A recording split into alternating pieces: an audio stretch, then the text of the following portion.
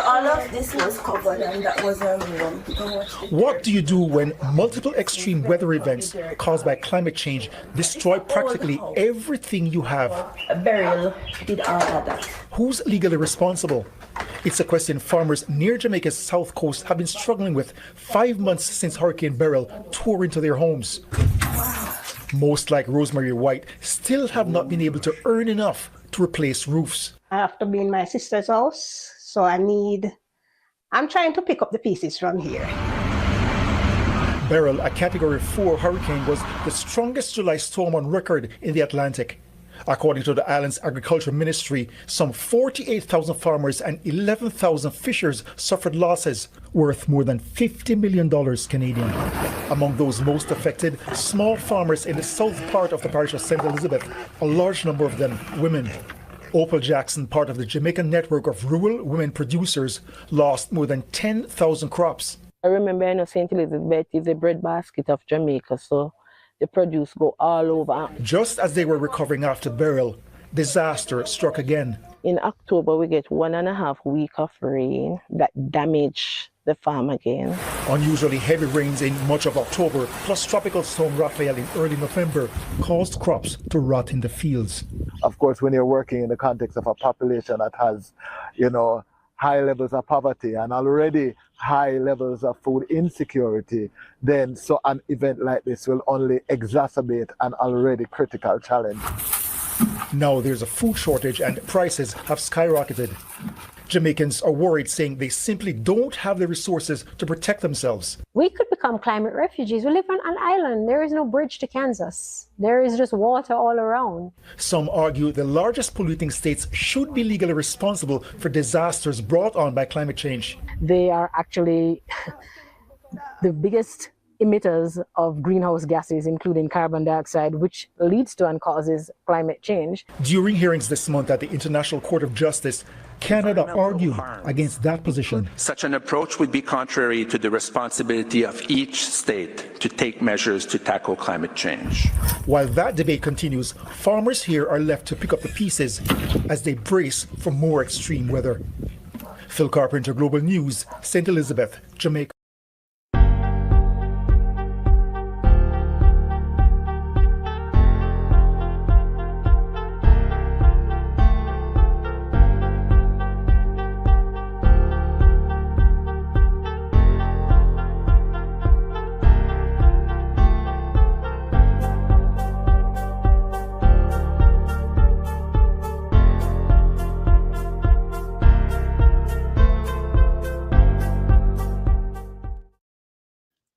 Wagwan family, good afternoon. Did Edmond Bartlett lie to BBC? On a live interview, he was on BBC staff talking to Stephen Shakur. Them asked him a bunch of questions because them a project themselves, the Jamaica Island, to be the success story of the Caribbean. That's what the white man has said.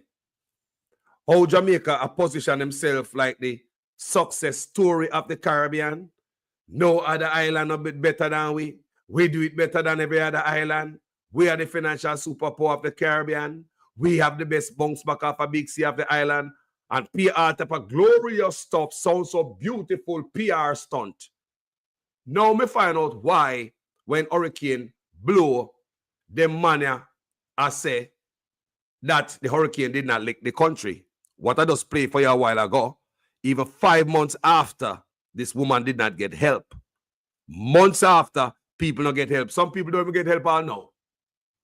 But you're going to hear this man go up on the interview and what he say about, recovery, effort, and all that. So now we know why them say, we never get no hurricane. People, it's all about tourism. People, after this interview, it's all about tourism. This government have nothing coming for us, people. When they listen to this interview, that's what you get from it. It's all about tourism. No factory, not at all. People, it's all about tourism. Even though the white man, I tell them, say, you don't remember COVID? And no tourists will come down, it hit we hard. The man still a run off him out. The man say the member burial.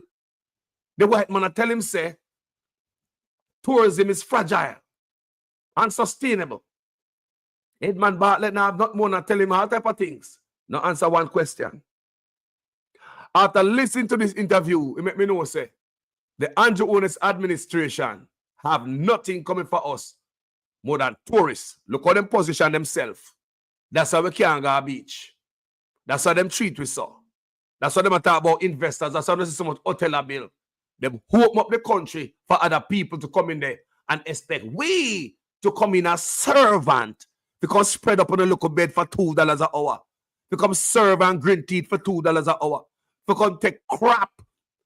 Sign a contract every 3 months. There's no job security. And the Ministry of Labor not taking care of the workers them. But they want to come spread bed and clean hotel room. Don't you? Huh? Below the hotel man. The man also tell him about the infrastructure in Jamaica cannot hold the amount of tourists they might talk about they want to come in Jamaica. That's why I tell you upon this platform. That's why you see sewage pipe are bust out all about in Jamaica and do the water leak all over the country. Because the sewage pipe cannot contain that. Them sewage pipe don't make all of that burden. That's why the final say on the water I go off so often. It does happen on Negril the other day. You can hear the white man bring it up to Edmond Bartlett. Right?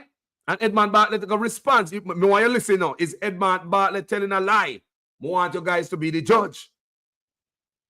Don't forget the Negril water shut up the other day. They have a truck in water. The white man know all of that. The white man know about the crime. All this stuff for Edmond, I tell him, the white man know everything what I want in Jamaica. The man ask him to backside. They only say Edmond Bartlett, I tell lie. Remember me just played that for you a while ago. This is test number 1. After 5 months, you see, the woman roof still gone. No roof not there. 5 months. That means say, what about the relief effort after the hurricane? Not come in. The man asks Ed and I warn him and I tell him, say, no, tourism is not. Ed I tell him all type of thing. Oh, like I try to know, man. I try to know tourism profitable, man. I try to know, say, he bounce back quick, man. No, man, tourist. I try to know, say, money they pon him, and he bounce back quick. And that me I get from him an argument. I'm going to play that for you right now, people. And more you tell me in the comment section that Edmond Bartlett I tell lie.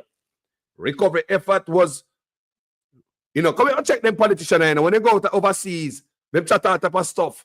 Me say me other wonder the whole time why Nigel Clark and Andrew Owners and them I walk on and talk about so the hurricane never lick we bad. Oh, we travel on the southern part of the island. Now the all travel on the ocean. People never hear them. When the people must suffer, them when they walk on and say, no, we never get hit. It was all about tourism. It was not about us. Our pain was never highlighted. Our burden was never highlighted. The disaster that struck us was never highlighted. How much month, my house, over 2 months without light. Over 2 months without electricity in my house. The struggle was never highlighted. Let me say we never have no struggle. Let me say, no, sir. This I need crowd to backside, so I'm going to play it now. That's why the man them walk on people even notice in that time.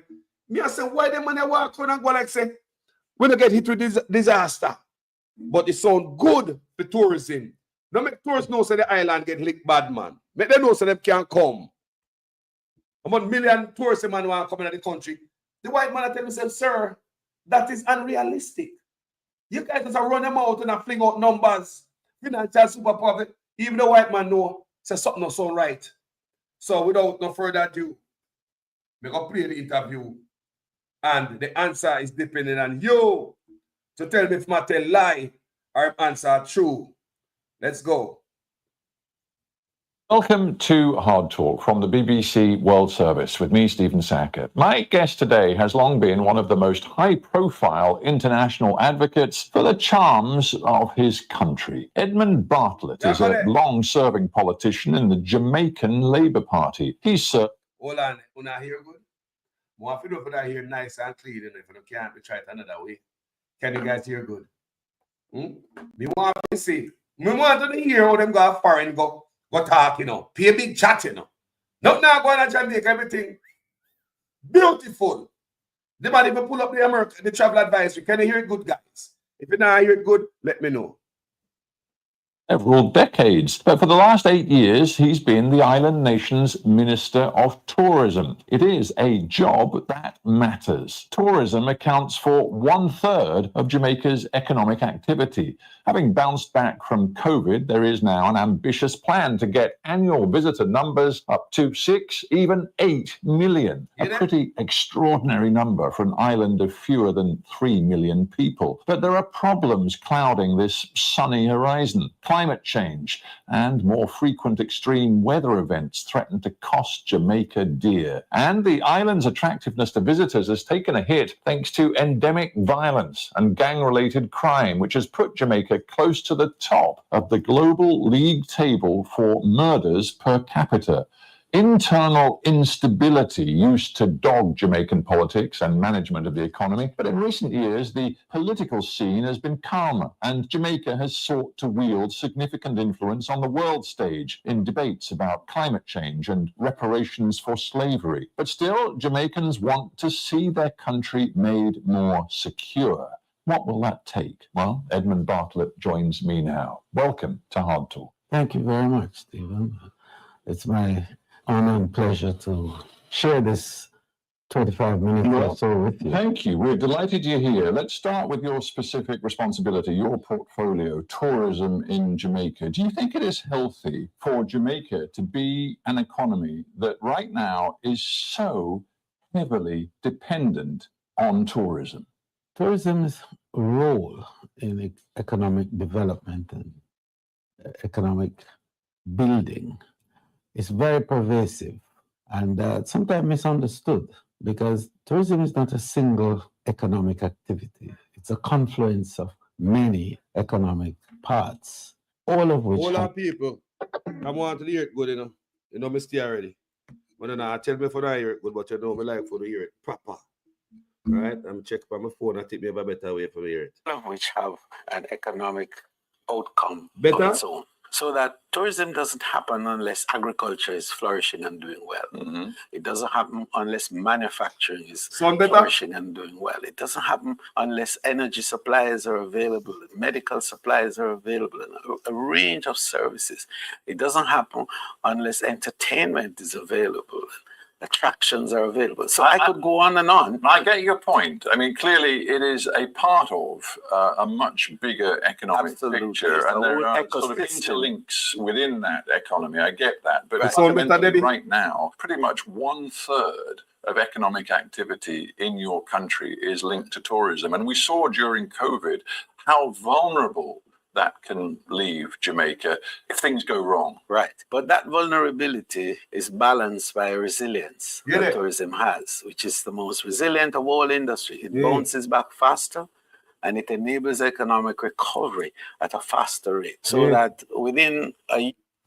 It's on better people, let me know, you know. Come on, make sure you get it good, you know. You don't have to suffer on the years. Jaja. The argument start, the question start now. You want to talk about tourism and recovery? Okay, go on. And it enables economic recovery at a faster rate, so that within a year and a half of COVID, Jamaica's economy was back on track. In fact, we had 11 consecutive quarters of economic growth, unprecedented in our history, because tourism grew and grew exponentially. In the period, we moved from 0 arrivals in 3 years to 4.3 million arrivals and earning 4.6 billion. I mean, the numbers are impressive, but at some point you're going to have to rein in your ambition. I saw somewhere you said you want to see 6 million visitors a year. I mean, Prime Minister actually said 8. 8? Yes. But your population is only, what, 2.8 million? Well, this sounds like you are putting a strain on the resources, the infrastructure of your country that, frankly, it may not be able to bear. Excellent point, in fact, because that's what defines over-tourism and the final analysis. But you must be aware that in the west of your country, Negril and some other tourist communities close by, they've been... Hold on, Debbie said it was better the other way. Then I just know something I go then. I want to hear everything, you know. I want to hear loud and clear, man. Hey! Lord, sir, what a man they can brag and boast named Jamaica. No, sir. Them a politician and some bossy slave. They boast. That's one of the people that suffer so the country. Them a go and tell the world, say Jamaica, all right, everything good. And the people not see it, you know. The people must see one thing when they talk about, come in no see it. Because the people still a struggle. Jesus, Savior, pilot me. What a wicked set of serpent them call. Bossy Negro man, me I tell about them, man. PLI. Had PLI on the plan for tell the Jamaican people them. Eh? Me I wonder. So me could listen and make the people hear ya, man. Water at vast expense. All right. So here's the challenge. The challenge is to build the carrying capacity. It is available.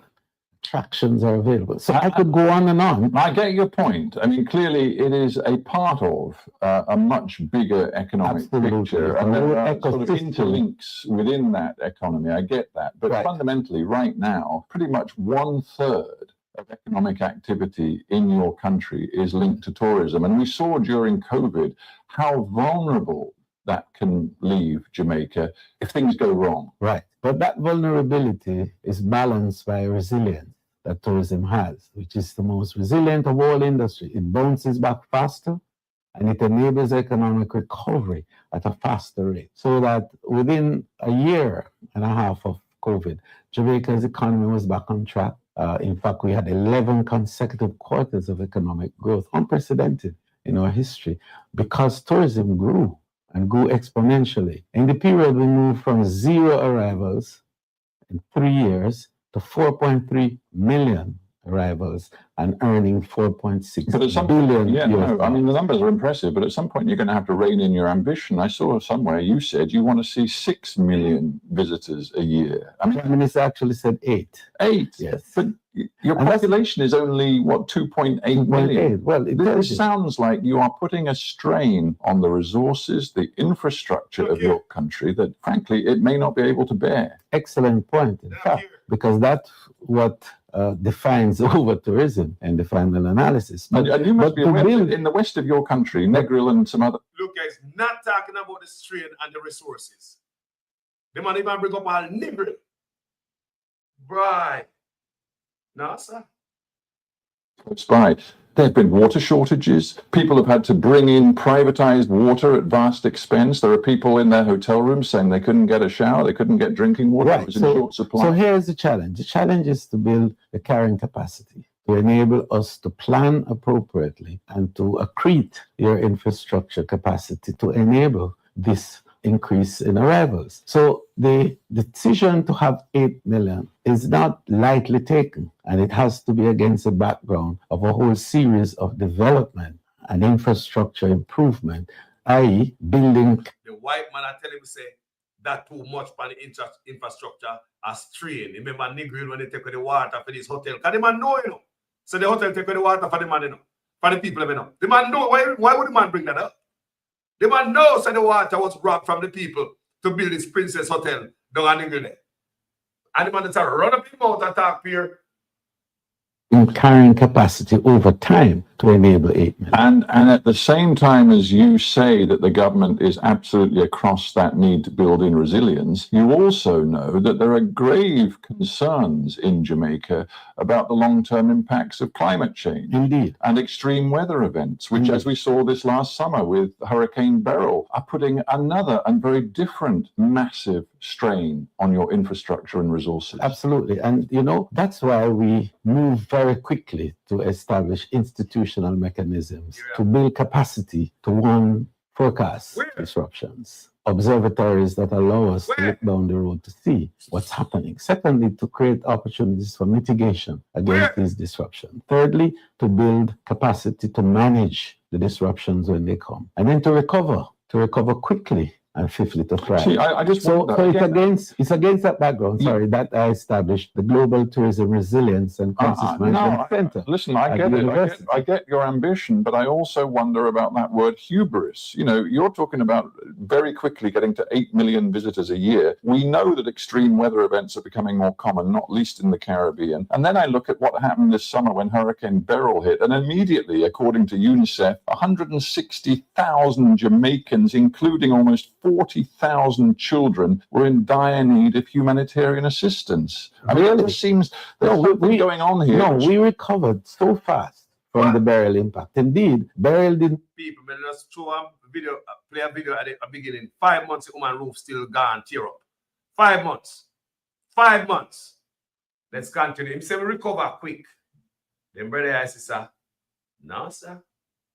Hey? But indeed, Beryl didn't hit Jamaica directly. What happened is that Beryl passed close to the southern side of Jamaica, and the outer bands of Beryl caused some difficulty for us. But the northern side of Jamaica was essentially untouched. Sure, For example, the southwest. I guess I'm just getting to this point. If one looks forward, do you believe when it comes to climate change, let's leave aside the strain of tourism, but do you believe when it comes to climate change that Jamaica is getting enough long-term investment and assistance from the rich world, as has been promised at various climate summits and conferences? Because I'm looking at the figures, and thus far, given the nature, the scale of the pledges, countries like Jamaica are actually getting very, very little in terms of real, tangible assistance. But I agree 100% with you on that. And that is perhaps the challenge of island states such as Jamaica that are, in fact, highly vulnerable and weakly resourced. So there has to be a greater ambition among the multilaterals to recognize the particular vulnerability of island states in this regard, and to provide greater support, and also to provide support at a level that enables them to access it. Because that's part of the big problem, that the protocols are so onerous that small countries like Jamaica have a difficulty in accessing it to the extent that we require. So that really has to be the big argument that must occupy our discourse. And that's going to be a huge challenge to get your voice heard and to get tangible help. But let's talk now about a different challenge facing you as tourism minister, but facing your government more generally. And that is the massive damaging impact of endemic violent crime inside Jamaica. It damages people inside your country. It tarnishes your reputation far. Hold on, you can listen answer, man. I talk about crime, you know. The man talk about crime now, you know. You can listen to the man answer, you know. If you listen to the man, everything is so smooth. Financial super of the Caribbean, PR stone, chichu. It's extremely damaging for the tourism sector. What are you going to do about it? Well, firstly, we recognize it as a challenge, and it's a challenge that is not peculiar to Jamaica, but that gives us no Well, I'll tell you what's peculiar. That absolutely gives us no scale of the problem. If you look at the homicide rate in Jamaica, it outstrips any other country with a significant population in the whole of Latin America and the Caribbean. Your murder rate is far higher than Honduras, for example, which used to be the murder capital of the world, far higher than Ecuador or El Salvador. And if one looks across the world at countries like South Africa, which have a huge violent crime problem, you're far higher in terms of homicide rate. Stephen, here's the story. The work has been done and is being done. Jamaica is realizing reduction in every element of violent crime over the last 12 months in particular. We're seeing tangible work. Investment has been put into building capacity for social development, for dealing with recidivism, to deal with whole building of capacity for people to have better understanding and relationships. So all of that is happening. Then hard laws are being put in place to deal with it. So it's not just a question of pure. Hold on, man. The man asked about crime and said that is not peculiar to Jamaica, you know. And the man have to go dig. So basically, it's strange to Jamaica. That's not usual. And whenever you hear the man talk, when the man pass certain stage people, in ability in Jamaica, everything all right. We want everything to be all right. When it's not all right, it's just not all right, man. Let me pull it back. Different challenge facing you as tourism minister, but facing your government more generally, and that is the massive damaging impact of endemic violent crime inside Jamaica. It damages people inside your country. It tarnishes your reputation far beyond your own country. It's extremely damaging for the tourism sector. What are you going to do about it? Well, firstly, we recognize it as a challenge, and it's a challenge that is not peculiar to Jamaica, but that gives us no Well, I'll tell you what's peculiar. That absolutely Jamaica, gives the us no scale of the comfort. problem. If you look at the homicide they- rate in Jamaica, it outstrips any other country with a significant population in the whole of Latin America and the Caribbean. Your murder rate is far higher than Honduras, for example, which used to be the murder capital of the world, far higher than Ecuador or El Salvador. And if one looks across the world at countries like South Africa, which have a huge violent crime problem, you're far higher in terms of homicide But rate than Stephen, South here's Africa. the story. The work has been done and is being done. Jamaica is realizing reduction in every element of violent crime over the last 12 months in particular. We're seeing tangible work. Investment has been put into building capacity for social development, for dealing with recidivism, to deal with whole building of capacity for people to have better understanding and relationships. So all of that is happening. Then hard laws are being put in place to deal with it. So it's not just a question of punitive action. It is also about social development. There's also that we have developed, these are zones of economic support for communities that are, pressured, socially deprived. You say you're and it is on top making of a it. huge difference. I just want to make. there's space here for a few questions. Do you know how many separate armed criminal gangs are believed to be at work in Jamaica right now? I don't have a figure on that, but what I'm saying is that the level of dismantling of those gangs have been phenomenal. Well, I mean, for your information, no question a about respected 2021 study, admittedly that's 3 years old, but there's no reason to believe it's changed very much, found there were, quote, 379 separate organized criminal gangs in Jamaica with a population of fewer than 3 million. But it is very interesting that that number could be there. But look at how they have been managed over time. And the truth of the matter is that we have been dismantling, and the Ministry of National Security has had enormous record over the last number of years in dismantling them. And Jamaica's position has not caused, for example, the growth in our tourism. Let's take, for example, which is a very sensitive industry, has not caused a growth reduction. Indeed, we have grown exponentially over the period. Well, hang on, if that's true, and critically, you're making the case, you're saying, you know what, we're on top of it, things are getting better. If that is all true, why has the US government, for example, still got a travel advisory out which suggests that all those considering traveling to Jamaica should, quote unquote, people. Them people that believe they can tell lie to everybody and the world not pay attention, Remember no Black Society? We have a lot of them information here. We talk about them regular. Him going to space man and a clip views and a look a fool channel and they go to real journalists who ask a tough, solid, important question. I know a man can answer the question, What a man can. What kind of dance in the man, the quadrille? What a thing. suggests that all those considering traveling to Jamaica should, quote unquote, reconsider travel due to crime. And if you do go, it says, exercise increased caution. Some areas have increased risk. It says violent crime occurs throughout the country. Sexual assaults occur frequently, including in all-inclusive resorts. That's the official US government advice. That narrative is the narrative of a few months ago. You should look at the most recent. You should look at the most recent from the US narrative. government. The fact is, however, that this is a category 3, which we have had since COVID, and notwithstanding that, we have seen exponential growth. Investment in Jamaica has been phenomenal. FDI has grown phenomenally, and we have had 11 consecutive quarters of economic growth. Now, that is not to say. Hold on, man. The narrative, what narrative? The man I talk about the travel advisory, bro. You're going to put a different tangent that have nothing to do with the man I ask us, say, brother, me say the man I believe, what kind of channel them believes in the Japan? The white man sharp like a guillotine blade. The white man know everything. The white man know everything. So when the man asks a question, the man already know the answer for them. So when they dance and a wiggle and a jiggle and I go round this up. How about this here? The man asks about the travel advice, what can I answer that? Say I lie America tell that the man even gonna ask you if I lie America tell the way you chat and I run round this up. Why you believe say the man ask if I lie America tell then I have to say, oh no, because you couldn't come out your mouth and say I lie America tell. Eh?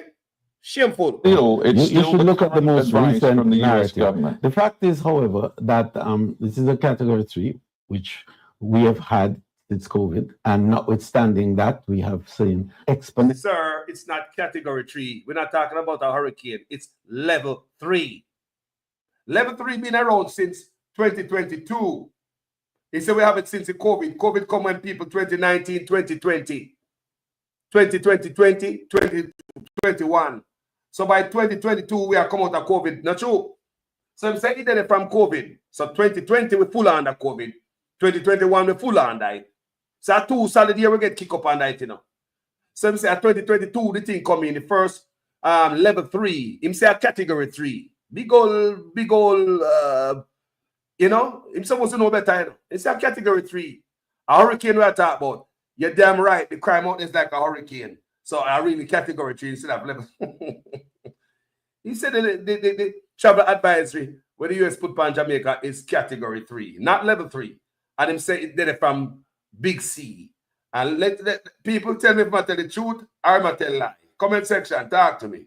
Hey, world, far higher than Ecuador or El Salvador. And if one looks across the world at countries like South Africa, which have a huge violent crime problem, you're far higher in terms of homicide rates. But Stephen, here's the story. The work has been done and is being done. Jamaica is realizing reduction in every element of violent crime over the last 12 months in particular. We're seeing tangible work. Investment has been put into building capacity for social development, for dealing with recidivism, to deal with whole building of capacity for people to have better understanding and relationships. So all of that is happening. Then hard laws are being put in place to deal with it. So it's not just a question of punitive action. It is also about social development. There's also that we have developed, these are zones of economic support for communities that are, you know, pressured, socially deprived. You say you're, and it is making a huge difference. I just want to make. Let me. There's space here for a few questions. Do you know how many separate armed criminal gangs are believed to be at work in Jamaica right now? I don't have a figure on that, but what I'm saying is that the level of dismantling of those gangs have been phenomenal. Well, I mean, for your information, a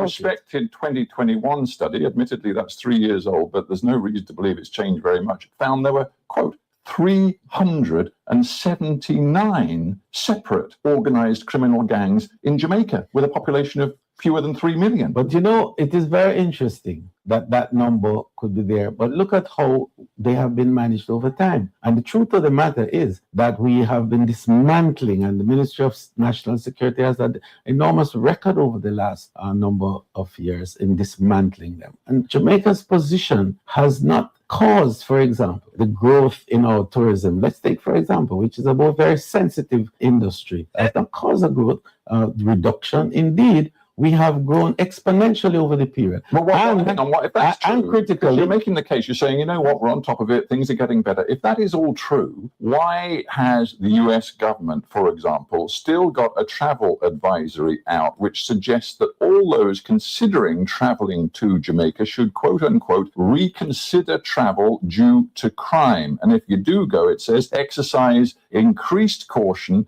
Some areas have increased risk. It says violent crime occurs throughout the country. Sexual assaults occur frequently, including in all-inclusive resorts. That's the official US government advice. That narrative is the narrative of a few months ago. What? You should look at the most recent. You should look at the most recent from the US narrative. government. The fact is, however, that this is a category 3, which we have had since COVID, and notwithstanding that, we have seen exponential growth. Investment in Jamaica has been phenomenal. FDI has grown phenomenally, and we have had 11 consecutive quarters of economic growth. Now, they want to talk to you about travel advisory. What does that have to do with anything we are talking about this? Dancing quadrille, limbo. What's about dance, people? What is it? Mere pole dancing. A quadrille dance by mere pole? What is that? US government, the UK government, whose travel advisories still advise enormous caution if traveling to Jamaica, and at least in the Americans' case, argue that you should reconsider your travel plans. Do you think that they are just plain wrong? And if you do, what are you doing about it? Absolutely, we're not saying you're wrong. What we're saying is that what has been indicated there is not altogether related to activities that are happening. Because travel advisories are a composite of many things, including geopolitical considerations. So you say I lie the US tell then. I lie, yes, I lie the US tell then. I want Calypso dance, Ivan Jai. He might dance something. Geopolitical considerations. And we don't ignore that. And we take that, and the good news, in fact, if there's any, is that the arrivals out of the US, for example, has almost doubled in the last 8 years. Just one other point. We've discussed violent crime. You say that the trends are in a positive direction. People on this channel, I did video. I'm going to show you guys in documents where hoteliers in Jamaica are bad because them say tourists drop because of the travel advisory. Players Hotel. They have a hotel named Players. Remember the hotel there? The white man there, I said him willing to go to Congress, go with the politician them, go talk to the American politician them to lower the travel advisory, because the travel advisory are hurt we. So all of a sudden we are here say tourists double. Make we go along here, sir. There's one other thing which is on the minds of some potential visitors to Jamaica, and that is Jamaican attitudes to homosexuality, in particular male gay sex. Now, under your law, as I understand it, that can be penalized. That is, gay sex between men can be penalized by prison terms up to 10 years, including hard labor. And the UK official advice to travelers says, and I'm quoting, the attitude of many Jamaicans towards same-sex relationships is hostile. Your tourism minister, would you like to see Jamaica change its laws and change its attitude toward homosexuality? Well, I tell you, once you go, you know. And I think that's statement which is factual for all visitors to come to Jamaica, including... People, I want to listen to them, man. They might talk about homosexuality, right? If it's okay, might talk about, say, if tourists come to Jamaica, nobody not stone them, nobody not do them a wonderful time. But what the man is talking about is the law. You understand me? Una dibble, una dabble. Una have the Pride community been coming to Jamaica come celebrate Pride Month from 2015. Come from 2015 to 2025. So this year, how many years the Pride community have been come to Jamaica? This year, you're going to see them there in August. And they celebrate their celebration. The Pride community, the Pride celebration in Jamaica coincides with our August 6th independent celebration. During that celebration in Jamaica, when I see the motorcade go on and the dancing and the parade and all that, the Pride community is within there. Large bodies of people come down. Travel agency get a lot of money. Jamaica get to make a lot of money from the Pride community. Every year from 2015, the Pride community celebrate Pride Month in Jamaica with us on August 6th. But the law is the same thing, but they must fly a flag up at the embassy. It could like say me have beard and me have given a different direction. Say, but I don't know if me are he or she or whatever. Me don't know. Me have given a different signal. Me confusing. Jamaica play a game, you know. Just like how they might deal with America and deal with China. And I know what they might do. Just a deal everywhere like on cheap $2, you know, run a back street there. You understand me? I down a back road. I saw them road, you know. They're not really disciplined, you know. Nah, man, anything goes. But I could go along listen here, man. Jamaica, including UK visitors. Once you know, you today, go, you know, what do you mean? Once you go, you know how hospitable, how kind, and how responsive the Jamaicans are to all visitors of whatever class, race, creed, lifestyle, or orientation. And there's no question about that. If you're a gay man who chooses to holiday in Jamaica with your partner, you can, as I understand the law, be at risk of being locked up. Well, you'll be surprised if you ever come to see. And perhaps you should. Well, I'd love to come to Jamaica. Absolutely. I just want to be clear. Are you saying these laws, though they're on the statute? People, gay marriage is illegal in Jamaica. You understand me? So the man know him talk about, you know. So Ed Bartlett a dance on say, yeah, you can come and you're all right, yes. You can have a wonderful time with you, whatever. And we not come. You'll be surprised if you come to Jamaica and see what's going on. But the law in the book.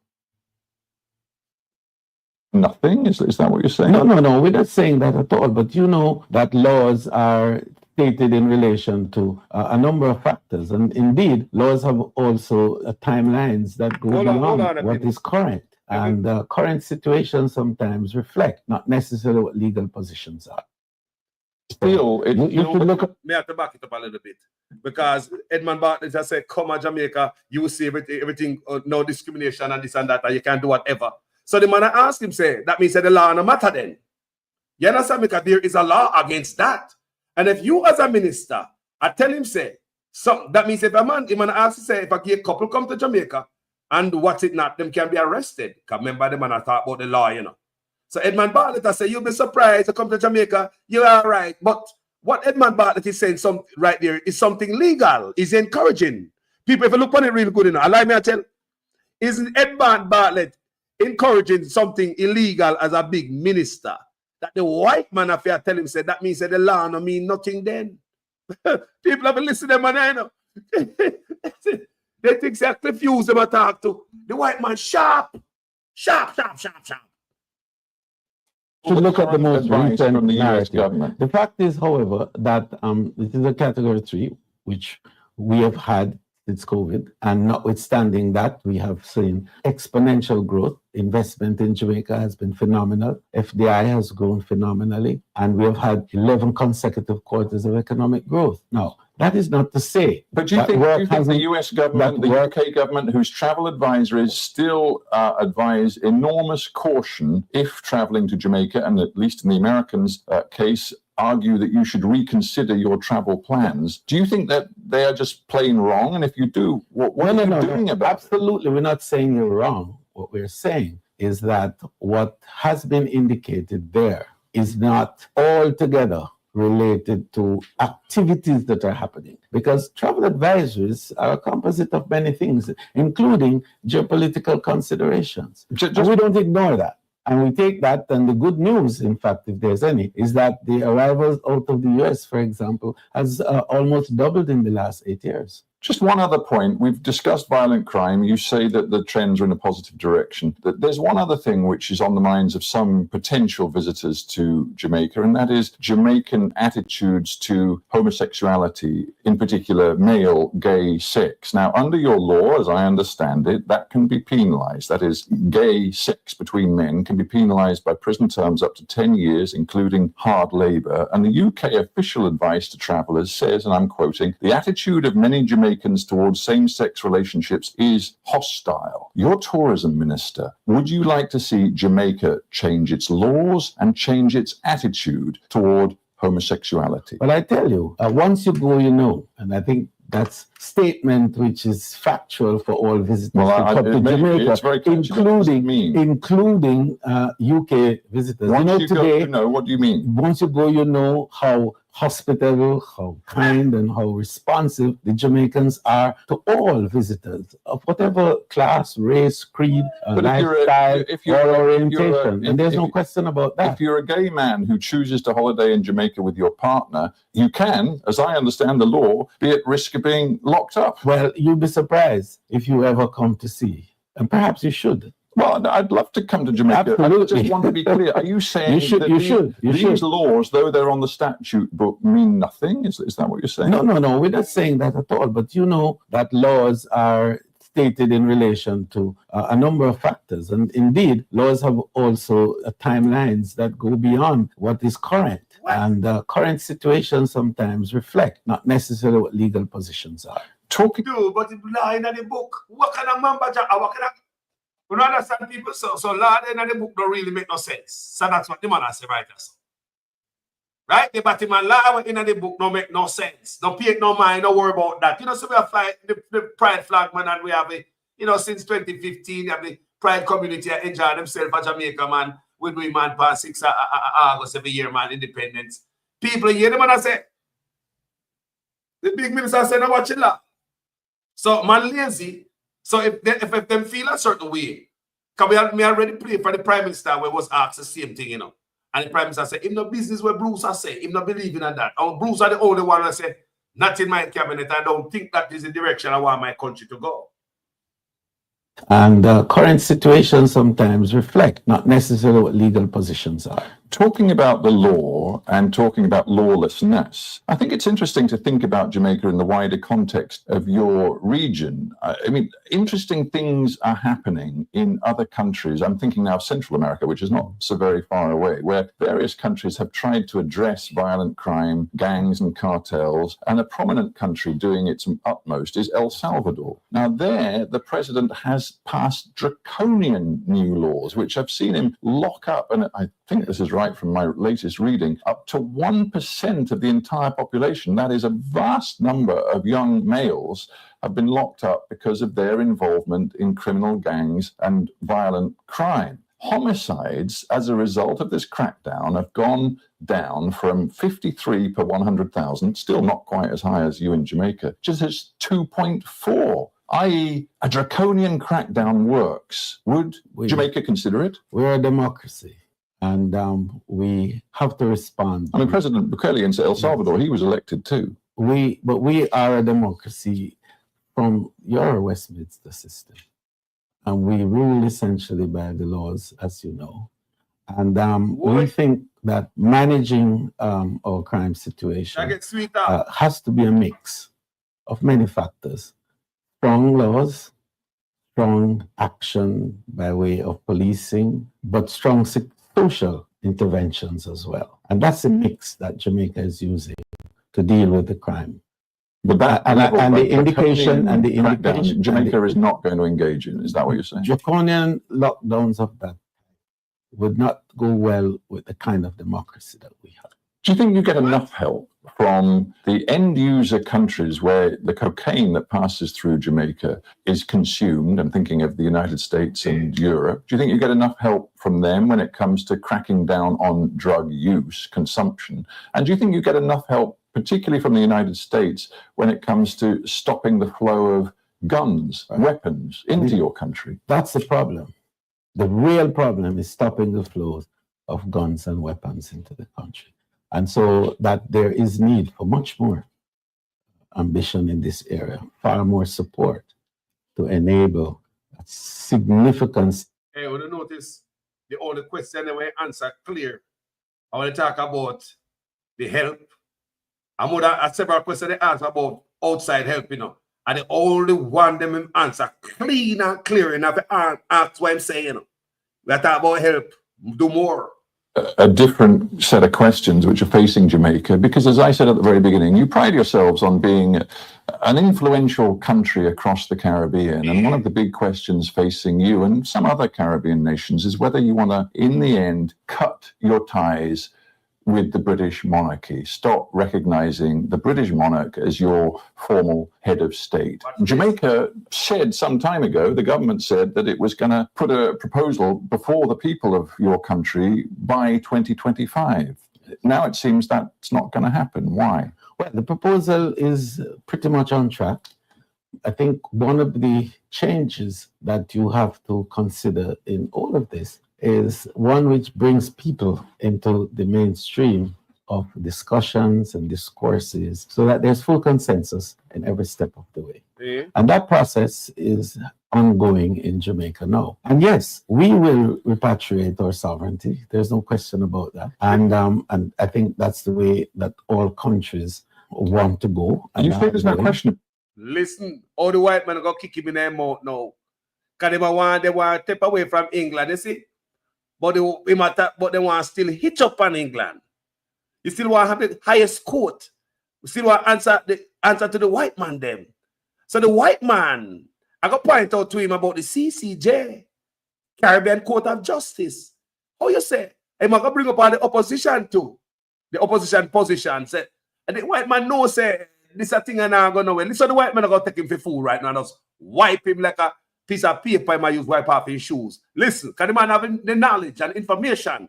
Like I said, every question him ask, him have the answer.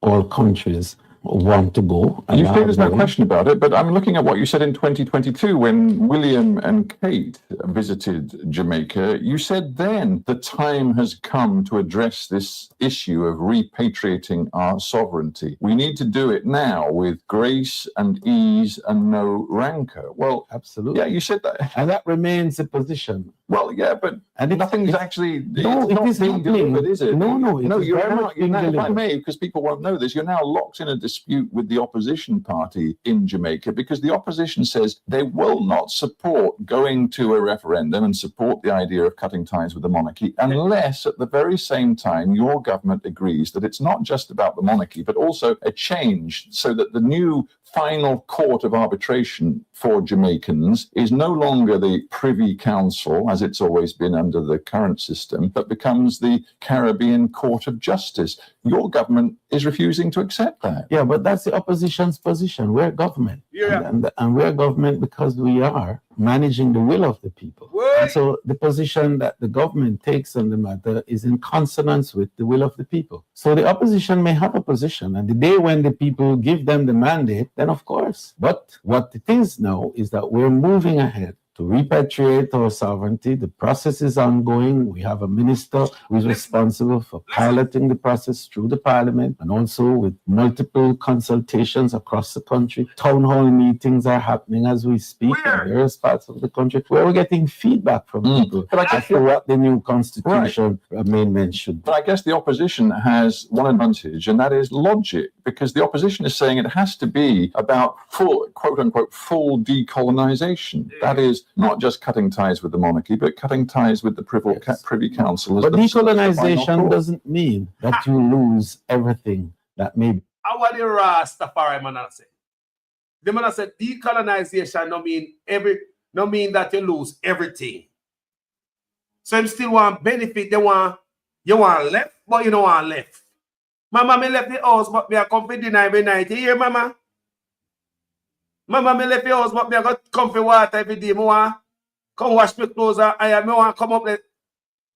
What is this? Mama, me win, but me want suck titty same way. Wherever hear it, you can't hold on. Me back this up. Because if you hear it good enough. Landscaper is outside. I hope it's not making sounds what you're not supposed to make on the thing, yeah. I want to listen it clear enough. Because the white man, I got to check him good enough. Because we are talking about say, we want to go sovereign country and, republic. But the white man, I say, oh, you want, you say I get it from the queen, but at the same time, Privy Council. So Bartlett, I tell him, say, not because you want to do this, that means say you have to separate it. Lord Jesus, a mess. Brings people into the mainstream of discussions and discourses so that there's full consensus in every step of the way. And that process is ongoing in Jamaica now. And yes, we will repatriate our sovereignty. There's no question about that. And I think that's the way that all countries want to go. You think there's no question about it, but I'm looking at what you said in 2022 when William and Kate visited Jamaica. You said then the time has come to address this issue of repatriating our sovereignty. We need to do it now with grace and ease and no rancor. Well, absolutely. Yeah, you said that. And that remains the position. Well, yeah, but nothing's actually. No, it is happening. If I may, because people won't know this, you're now locked in a dispute with the opposition party in Jamaica because the opposition says they will not support going to a referendum and support the idea of cutting ties with the monarchy unless at the very same time your government agrees that it's not just about the monarchy, but also a change so that the new final court of arbitration for Jamaicans is no longer the Privy Council, as it's always been under the current system, but becomes the Caribbean Court of Justice. Your government is refusing to accept that. Yeah, but that's the opposition's position. We're government.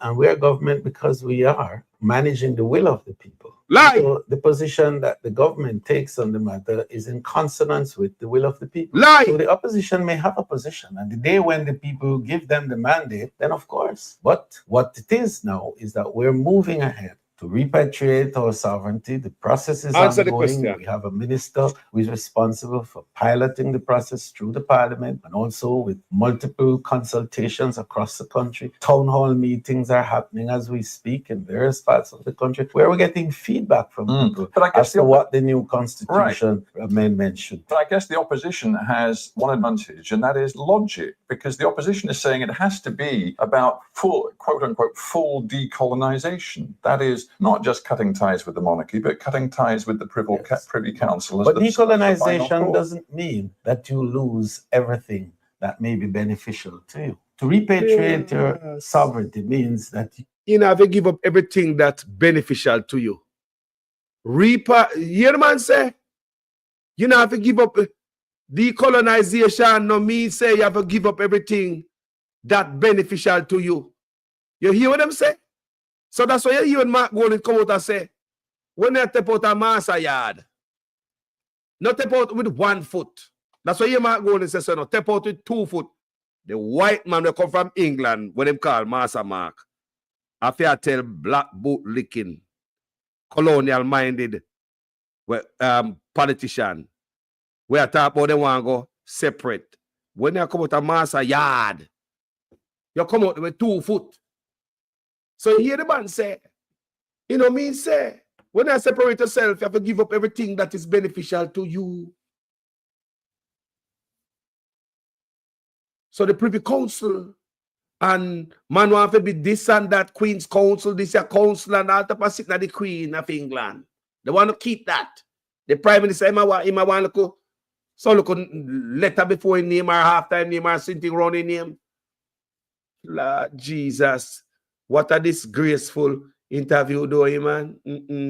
Insightful. Jamaica, you said then the time has come to address this issue of repatriating our sovereignty. We need to do it now with grace and ease and no rancor. Well, absolutely. Yeah, you said that. And that remains the position. Well, yeah, but nothing's actually, it's not being delivered, is it? No, if I may, because people won't know this, you're now locked in a dispute with the opposition party in Jamaica because the opposition says they will not support going to a referendum and support the idea of cutting ties with the monarchy unless at the very same time your government agrees that it's not just about the monarchy, but also a change so that the new final court of arbitration for Jamaicans is no longer the Privy Council, as it's always been under the current system, but becomes the Caribbean Court of Justice. Your government is refusing to accept that. Yeah, but that's the opposition's position. We're government, and we're government because we are managing the will of the people.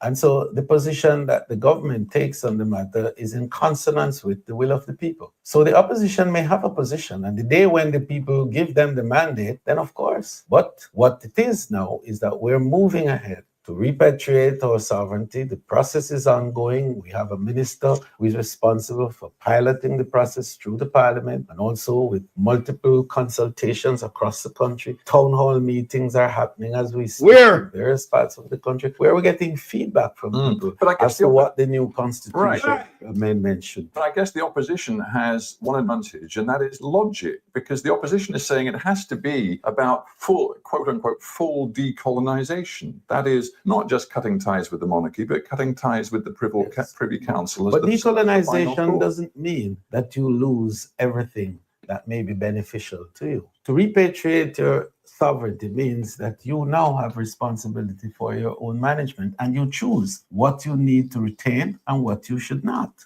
And so the right of Jamaicans to retain what they feel is good for them must never be denied. Do you think it is a right of Jamaicans to also get financial compensation from the UK government for the history of enslavement which your people suffered from? I think it is a discussion that must continue because there is a growing consensus among peoples of the world that it's a growing consensus among people of the world that we should get money back. You see him answer those questions very clear, precisely. Don't.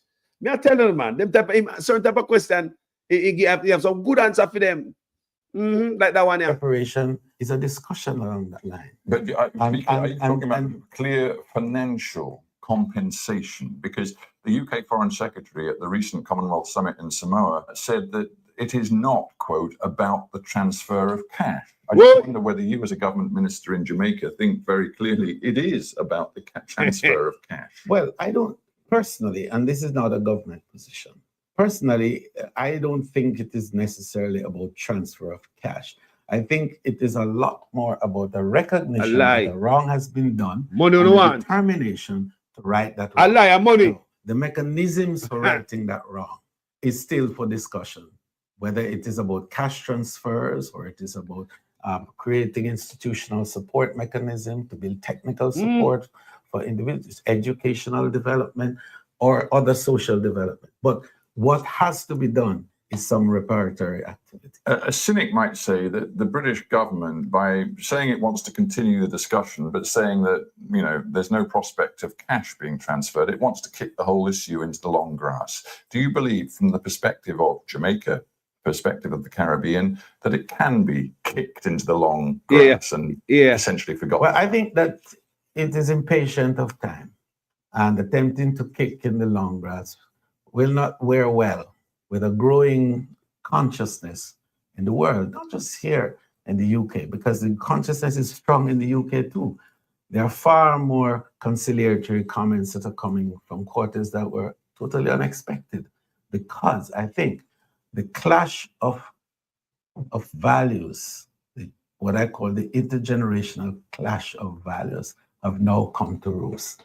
We are recognizing that indeed the values of the past caused a wrong that has scarred humanity, and that wrong must be made right. The time for it is now. Edmond Bartlett, we have to end there, but I thank you for joining me on Hard Talk. Thank you, Stephen. Hard talk.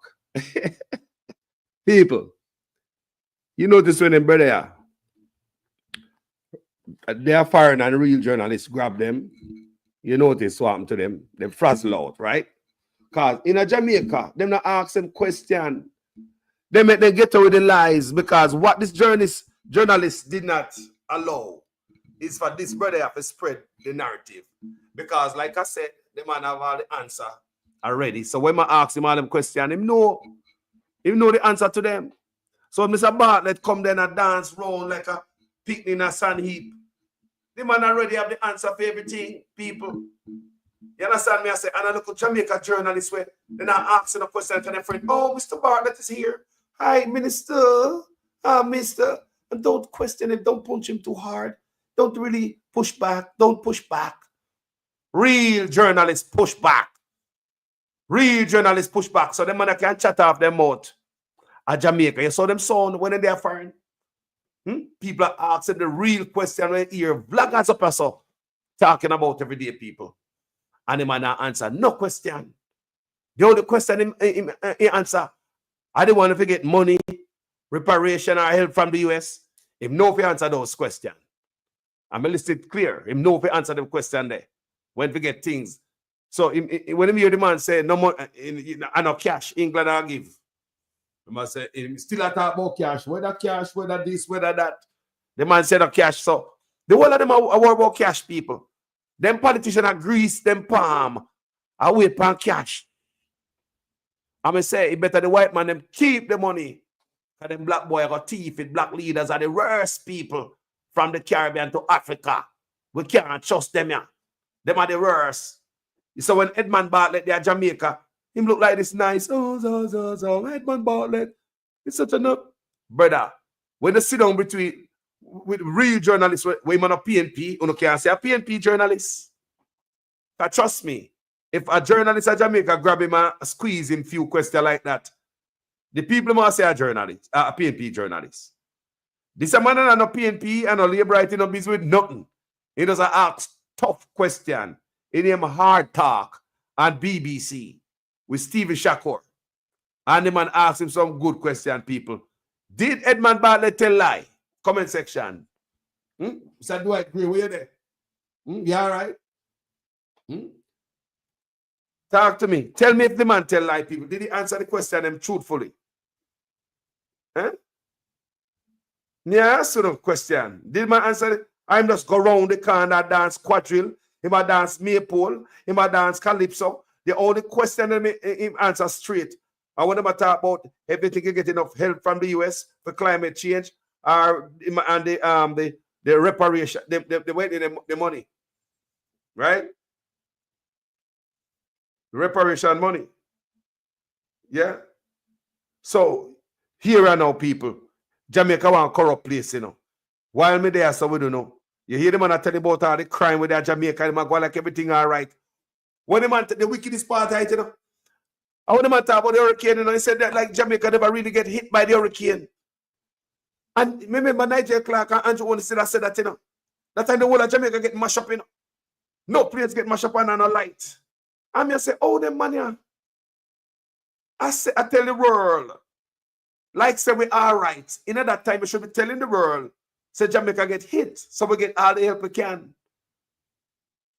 Because them don't need no help. Help must come from other people. Let me show you they're wicked, you know, man. I want you guys to write this down today, you know, man. It's when I listen to this interview, me realize the reason behind them saying Jamaica did not get hit. It's all about tourism. I never go out there in the news and say Jamaica get hit by tourism. It might hit the people who are coming to Jamaica. I want you to understand. So they must say Jamaica never get hit. So Jamaica is all sunshine and all the coconut the palm tree and not drop down. So they still come to Jamaica. It was never to help the people. So me I wonder why the government never said Jamaica get hit and we need the help we can get. If you notice, no help never come, people. Jesus God. We say people, if you notice, no help never come, what we need to get. We could have get help, you know. But because them boy you don't need help, politicians don't need help. Them not struggle. The people who are struggle, them need help. And they don't call out for help for them. Them tell the world, say, the eye of Jamaica go up on the ocean, the South Coast. You hear the man at Edmond Bartlett saying in an interview, yeah, say Jamaica never get hit hard, same way. And that time I tell the man, you know, and the whole thing is about tourism. The man I say, remember, Big C come, lick tourism off its foot. The man I say, no man, tourism a cash crap, man. 3 months and they pop up again. Basically, people, listen what Carlos has said, man. You never listen to the man tell we say, Jamaica never get hit, and we are wonder why. Why is it Andrew Owen say, hurricane or like Jamaica? Why is it Nigel Clark say, we don't get hit by the iron, it walk up on the sea and we barely get ligged, thank God. People, Andrew Owen is supposed to feel the pain. The people will get hit. The government never call for help for Uno. Uno suffer because tourism don't benefit Uno. So when they go ball out, when the Prime Minister say, yes, we get hit, when they go say we get hit, then believe in other people. This is how me I look at it, you know. This is how I think. This is what I believe happened. This is what I believe happened. While all of them come out, and even Edmond Bartlett so keeps saying that we never get hit by the hurricane. The man never ball out for help. So if they say we get hit, help would have come for the people. Look on it, man. But to play it down, to make tourists believe say everything all right. Come on, Jamaica, man. So we're not going to tell them, say we get hit. Because we don't want to hit the tourism. Them only depend on tourism people. Not now come, no factory, nothing for the youths them. Them want to pump more tourists. 8 million tourists. And the man tell us that the infrastructure can't hold that. 6 million tourists. The man never said the infrastructure can't hold that. Remember down at Negril? The man know about Negril, you know. The man asked them about Negril. And how it costs. All the man knows it costs money. Yes, it costs $100 million to truck water to the Negril people them. While the water turn off and got the Princess Hotel where them in that bill. But remember all them allegation there?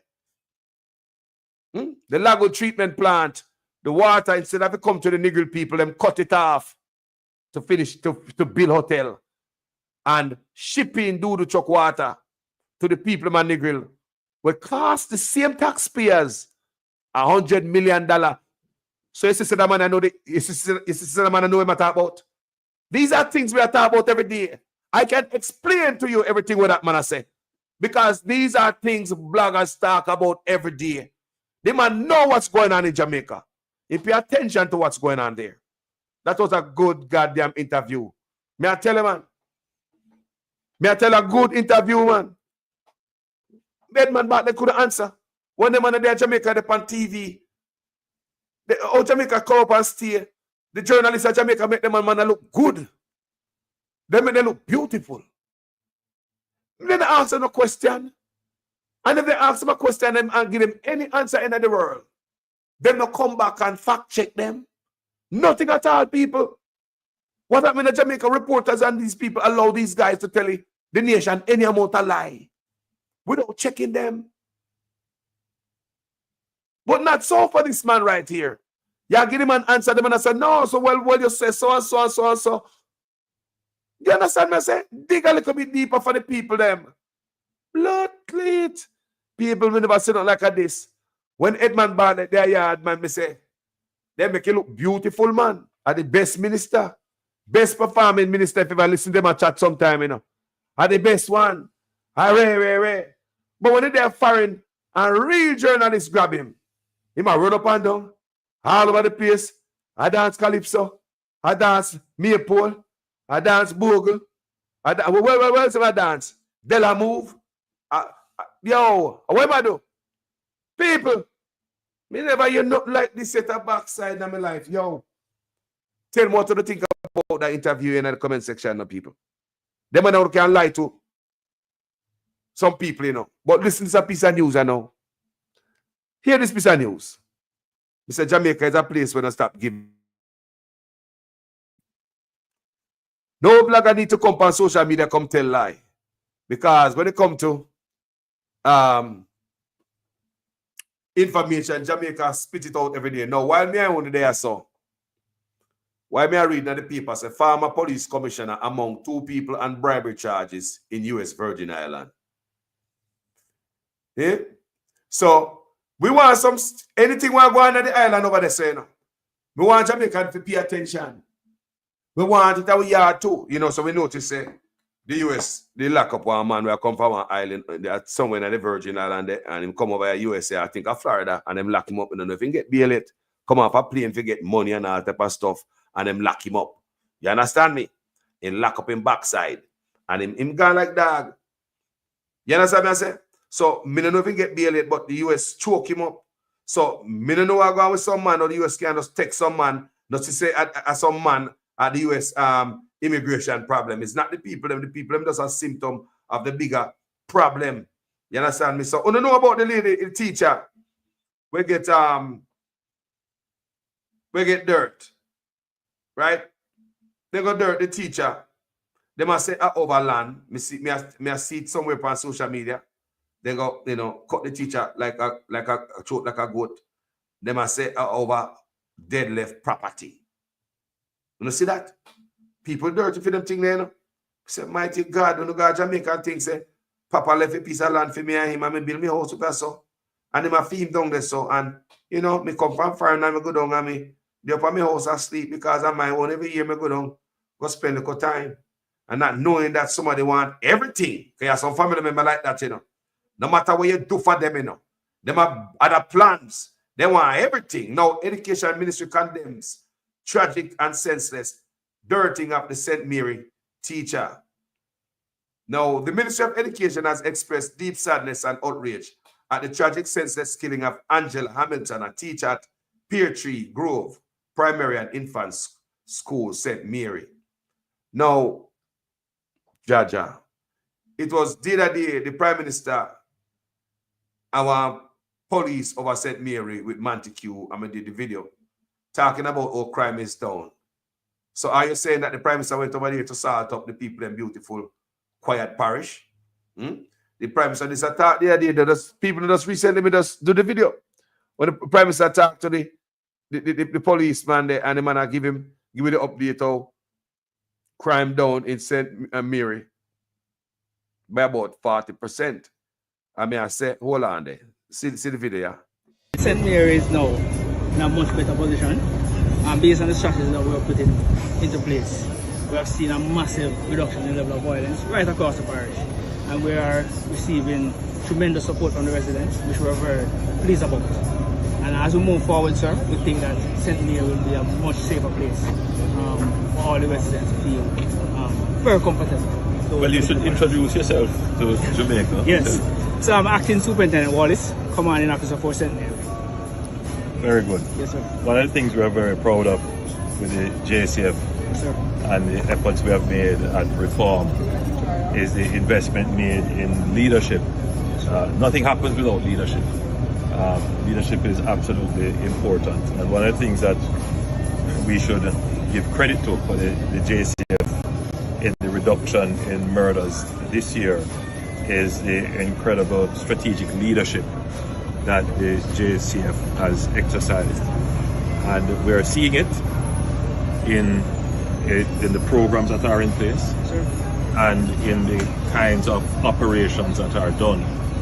But what I'm also pleased about is that the JCF has taken a multidimensional approach to the problem. So you're not just pursuing, kinetic, hardcore policing operations. You're also pursuing significant community engagement, and that is playing its part.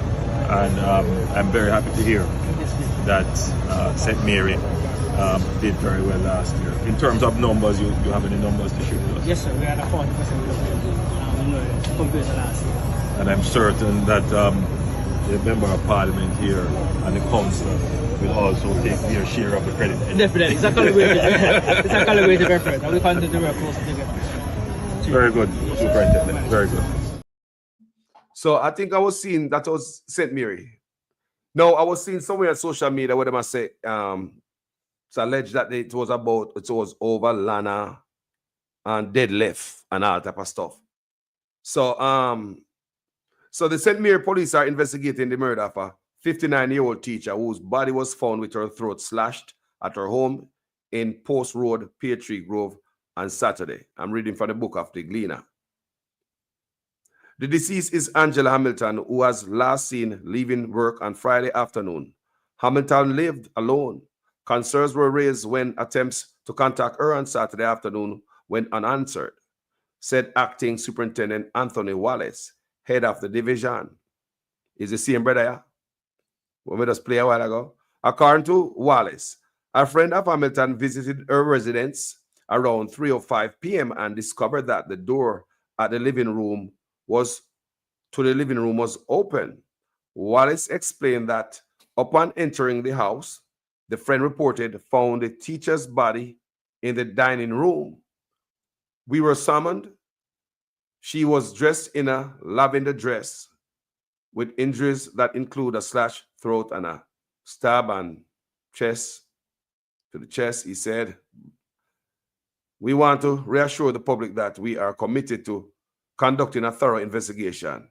Anyone with information that may assist in this case is urged to contact the police, St. Mary Police, our nearest police station," Wallace added. Hamilton's death has plunged the school community at Pear Tree Infant and Primary School, along with residents, in a state of shock and mourning. Jaja, R.I.P. teacher. Boy, Jamaica, we still do the things, we not be able to self at all. God, no, we not be able. We can do it so. We still do the thing every day. We get up and do the bad things, man. We can kill with each other so. We don't love each other no more. You look at the next black man as a discarded, So let me go to the piece of argument here. Because, say, me call McGrath I school, me call it school.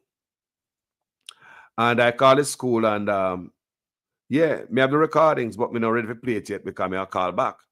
And I'm going to tell you about the secretary. I'm not going to tell you my mind about the secretary yet. But me going to call back, give them the benefit of the doubt. Yeah, me I call back. Me call the school where them sit down the youth them for the cutting them, the youth them with the hair. And the secretary said that principal in a meeting. Somebody else who called tell me the same thing, that they said the principal is in a meeting. The secretary had me holding for waiting for about 8 minutes.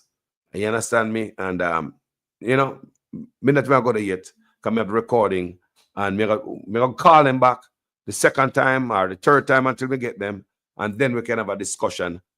Come and ask the school some question. Come on to hear. Last year, Flavel said that the youth that will come to school, they should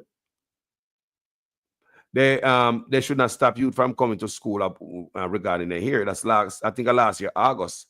The then Minister of Education said that. So what we want to know from the school, if it's a new policy, placed on the school by the new education minister. You know what I'm saying, people? So that's all my question I want to ask, because the then Minister Flavel Williams, it's in the paper everywhere. Make sure it this morning. that you must not send home no youth from school with them here, with because of them here, and I know grooming issues. Because I look at it like this, people. The youth them made it to school. You know much youth not go back to school after Big C? Do you know so when the coronavirus turned a lot of youth in a scammer? Eh? You don't know so the Big C turned the country, turn up the crime in Jamaica, and you never know that? Did you know that the Big C, enough youth never go back to school after? They just continue to chop. Can they home the whole time? And all them do is just chop, chop, chop, chop. Think about it. And the youth them come to school and I send them home for here. Think about that. Watch that. Tell me, my people, if this not grown properly, give me an opinion on this. Come on, if you go to jail, and them keep him in office all day till they say I'm ear not grown properly. Turn on the call and them see. Them say I'm ear not grown properly.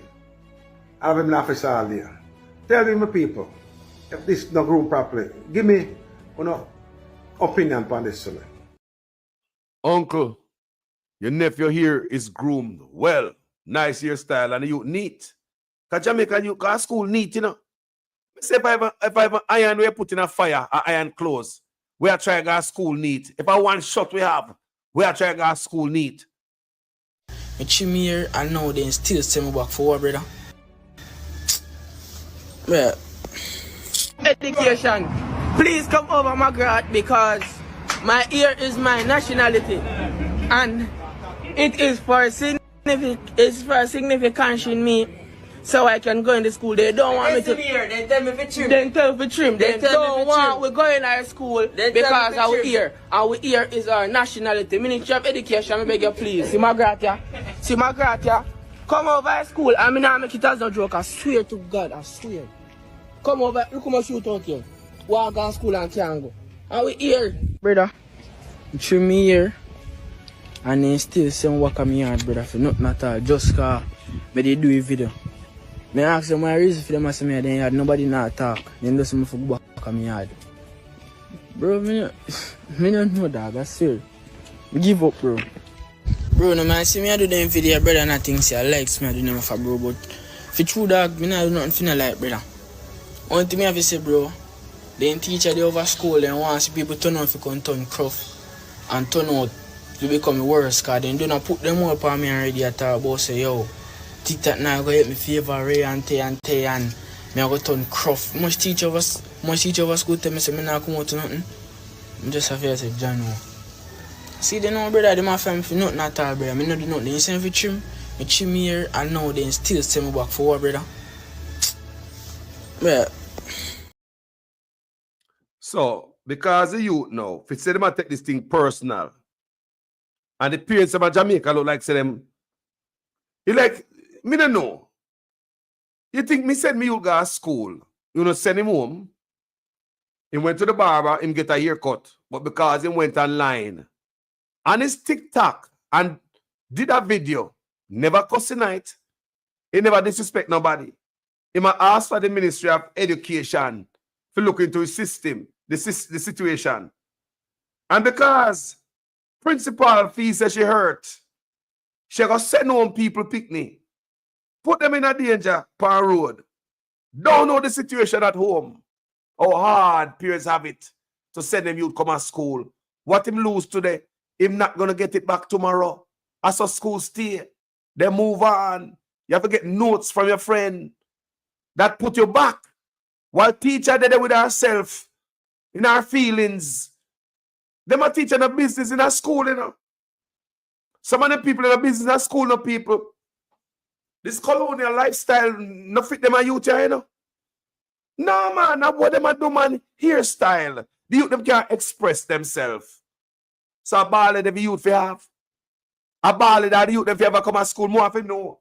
Because maybe teacher's son, him have ballad if she have none. Because no for them not no picnic, you know.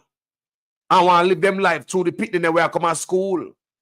In them head, when them go to school, like in a family days. When you want to raise them and days picnic, nowadays picnic, like in a family days.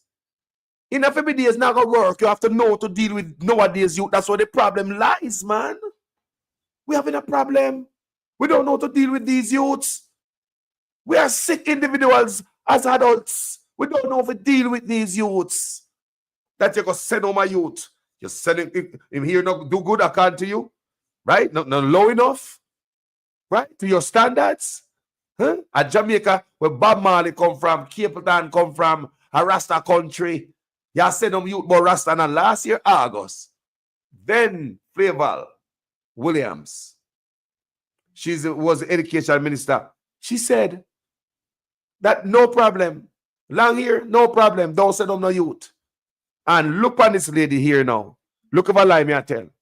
Look on the woman here. She's the education minister. Her hair is untamed and wild. She like it wild. Her hair is wild. The image is wild, untamed. She's the education minister. Sending home youth from school. Look, tell me, my people, if this not grown properly, give me an opinion on this.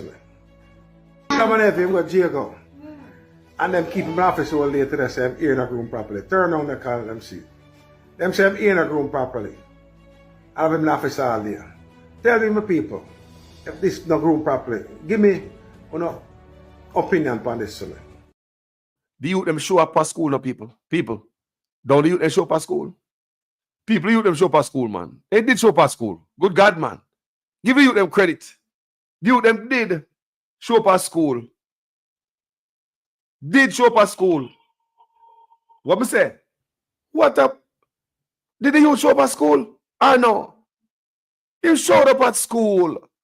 So many youth like him and smaller out there chap. No busy with no school. And the youth that we are trying to do something with them life. Them have good parents behind them. We push them in a school. There's so many distractions. Could I start them a youth from go school, you know?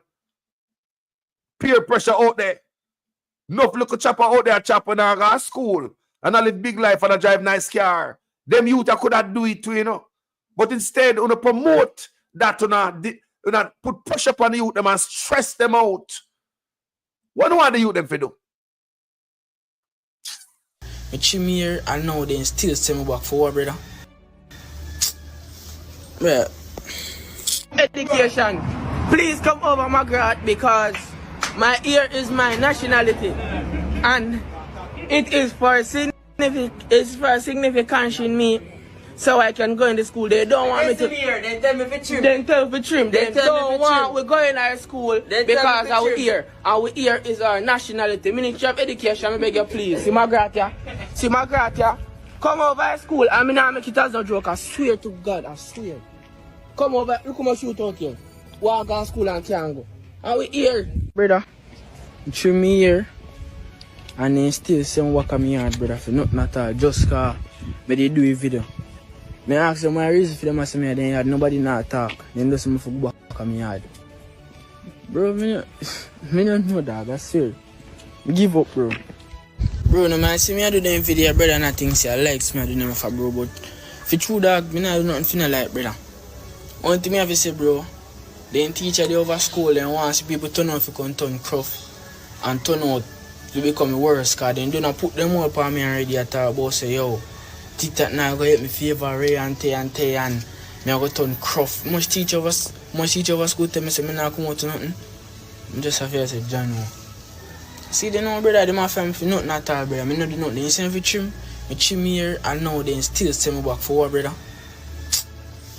Yeah. No, tell me no people. Tell me if the teacher have no right. They tell picnic say, them not coming to nothing. Them a turn cruff. You tell me that. If that teacher not supposed to go along our yard, or him, I'm yard. You tell me now, your job is to lift up the youth them. It's not to tear them down. It's not to tear down them spirit. You have to know if you deal with the youth them. You understand me? Me never hear the youth cuss one bad out in a video. But because the youth did a video about the school, but make a play. Yo, people, this is wrong, you know. You talk about a Rastaman country where they use Bob Marley to sell tourism, to sell the country. Rastaman color, Rastaman music, even the silhouette of Rastafari they use to sell tours at Jamaica. When it comes to the youth, but guess what now, the people? You want bet. If the youth they come in a lipstick this morning and we want frack and high heel, they would have a problem with that. Yeah, man, there's some more agreement at work there, so don't. There would be agreement with that if the youth they come to school with earring and lipstick and them thing. Them I tell you, me not ask you no. And so they want the youth them go. Let me ask a question. How is it? It is okay for them to roll in some more agreement for the youth them, but you know okay for the youth them here looking good and groomed. I want to go barber go cut them here. Like you want the youth them ball them head. May I ask that? If it was some more agreement, they would have turned him back. People, may I play the recording. This man me call the school. I want you guys listen and listen and tell me. In the end, we got to listen. I did record the call.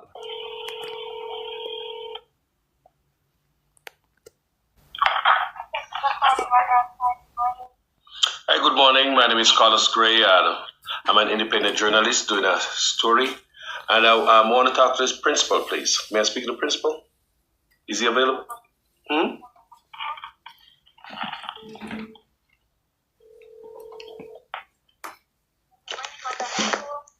Good morning. Is this the principal of McGrath High School? I'm an independent journalist and doing a story regarding grooming at your school. And this call been recorded for educational purposes. Now, I've seen where a few of your students been sent away from the school regarding their hair. What is your grooming policy at McGrath, please? I am not sure I'm ready to that over the phone with you. I can put you on hold and speak to the principal with regards to it. Ma'am, you've been recording right now. This call been recording. So why can't you? Why is it you can't tell me if my child is coming to the school? I'm a parent. Why isn't it the grooming policy cannot be? I'm not going to go into that with you, and I do not wish for you to be aggressive towards. So I'm being aggressive. Am I being aggressive, ma'am? I'm sorry. I'm sorry if I show any sign of aggression. I'm so sorry. Why? Find out what it is to speak with you on this, and then you will get all the information you need. May I have your name? Carlos Gray. Her side is very low, people. Yes. May I speak with the principal, please? Help me with that. Thank you. You say me aggressive and she don't like that.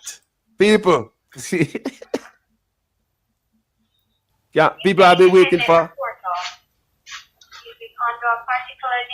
Ma'am, if I'm a parent, I'm a parent. May I speak with the principal, please? I have to give the principal information. I'm a parent. Just call it. I'm a parent. I need to.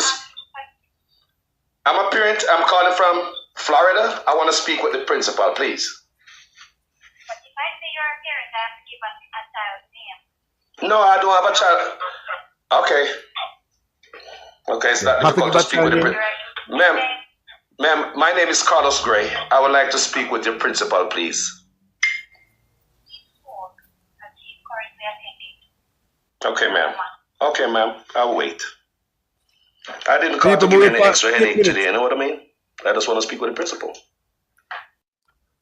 We wait for 8 minutes. Thank you. It's all good. Yeah.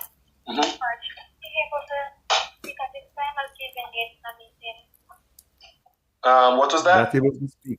She will not be able to speak with you at this time as she's engaged in a meeting. Okay, when is a good time to call back? Because I will call back. I cannot give you a time at this moment. Okay. All right, have a good day. Thank you. So that's it, right? Yes, sir. Okay. Thank you. You're welcome. People, must I tell you, say, me have to hold and lock me toe tight in my shoes before me tell you woman to ABC, you know. CNN and Fox. No, seriously. Because she rude enough, people. She rude. I know me alone call her. Who else call her? People. Anybody else call? I want you to really tell me. Debbie, did you call her Debbie? Me don't like to hear your side of story. What she sound like when you call her Debbie. Because, you know, me want to know what she sound like when you call her. Because it's like people you wanna say me was aggressive, I should like that. Now check me. Lady, your job is just let me talk to the principal, ask me my name, me tell her, you know, and she ask me that type of question. Can look like say the principal ask her a question to ask me. And all them thing there. Being evasive and all type of chicken in the business. And of them the people that deal with picnic, you know. And them the people that deal with picnic and send them home. Enough of them no business in a school, you know. Enough of them no business in a school. That's why the youth them sound so. And instead of them sound more intelligent, as for them age, them should have talk better. Don't it? The youth should have been able to can express himself much better. Me call the woman, and the woman, anybody call her? Never go talk. You get, and she never called me back. She never called back Debbie. Debbie did, okay, but I want to hear for you. You can call me Debbie. Come on, for hear for your part a story if you call her. Come and tell her if you call him this morning. You know. So me call and the lady is something else. This is just a secretary, you know. And somebody in the comment section I tell me say, I will never get the principal. Them used to work there. That's how the principal stay. She danced on the corner. That's Leon 27. Tell me that. So I used to work at Margaret. And I said, you will never get to speak with that principal. Think about that. Think about you can't call the principal and talk to the principal. What kind of principal is that? Some principal their school are run them own show and do whatever they want to do. Think about it. I can call a principal for any school up here right now, you know. I get good answers as long as the principal is available, you know. We now get them run around there, you know, people. We don't have to have a kid and go to the school to call the principal. What about if I'm thinking to relocate? I mean, if I call the principal to ask some question. Do you understand the stupidity of the secretary? Do you understand these people and them in a school over with kids them with them burdensome, idiotic, miserable self? I say no back to pick them. No man. Hold on, Debbie. Busby again. Me just see you call me. Yeah, man. Me want to hear what Debbie say, because Debbie say she called them. Debbie say she called them. Me miss the call. Yeah, man.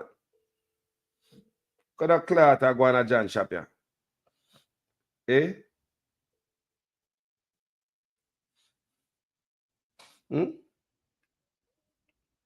What going, Debbie? Did you say you called Margaret? What happened there, Debbie? What was the experience? I made 3 calls to McGrath this morning. First time I called, their phone system, first of all, is something to be desired. You could barely hear them, and I had them on speakerphone on my boombox, my speaker. You could barely hear them, and the little snippy secretary answered the phone, and I said to her, "Good morning. I'd love to speak to your principal.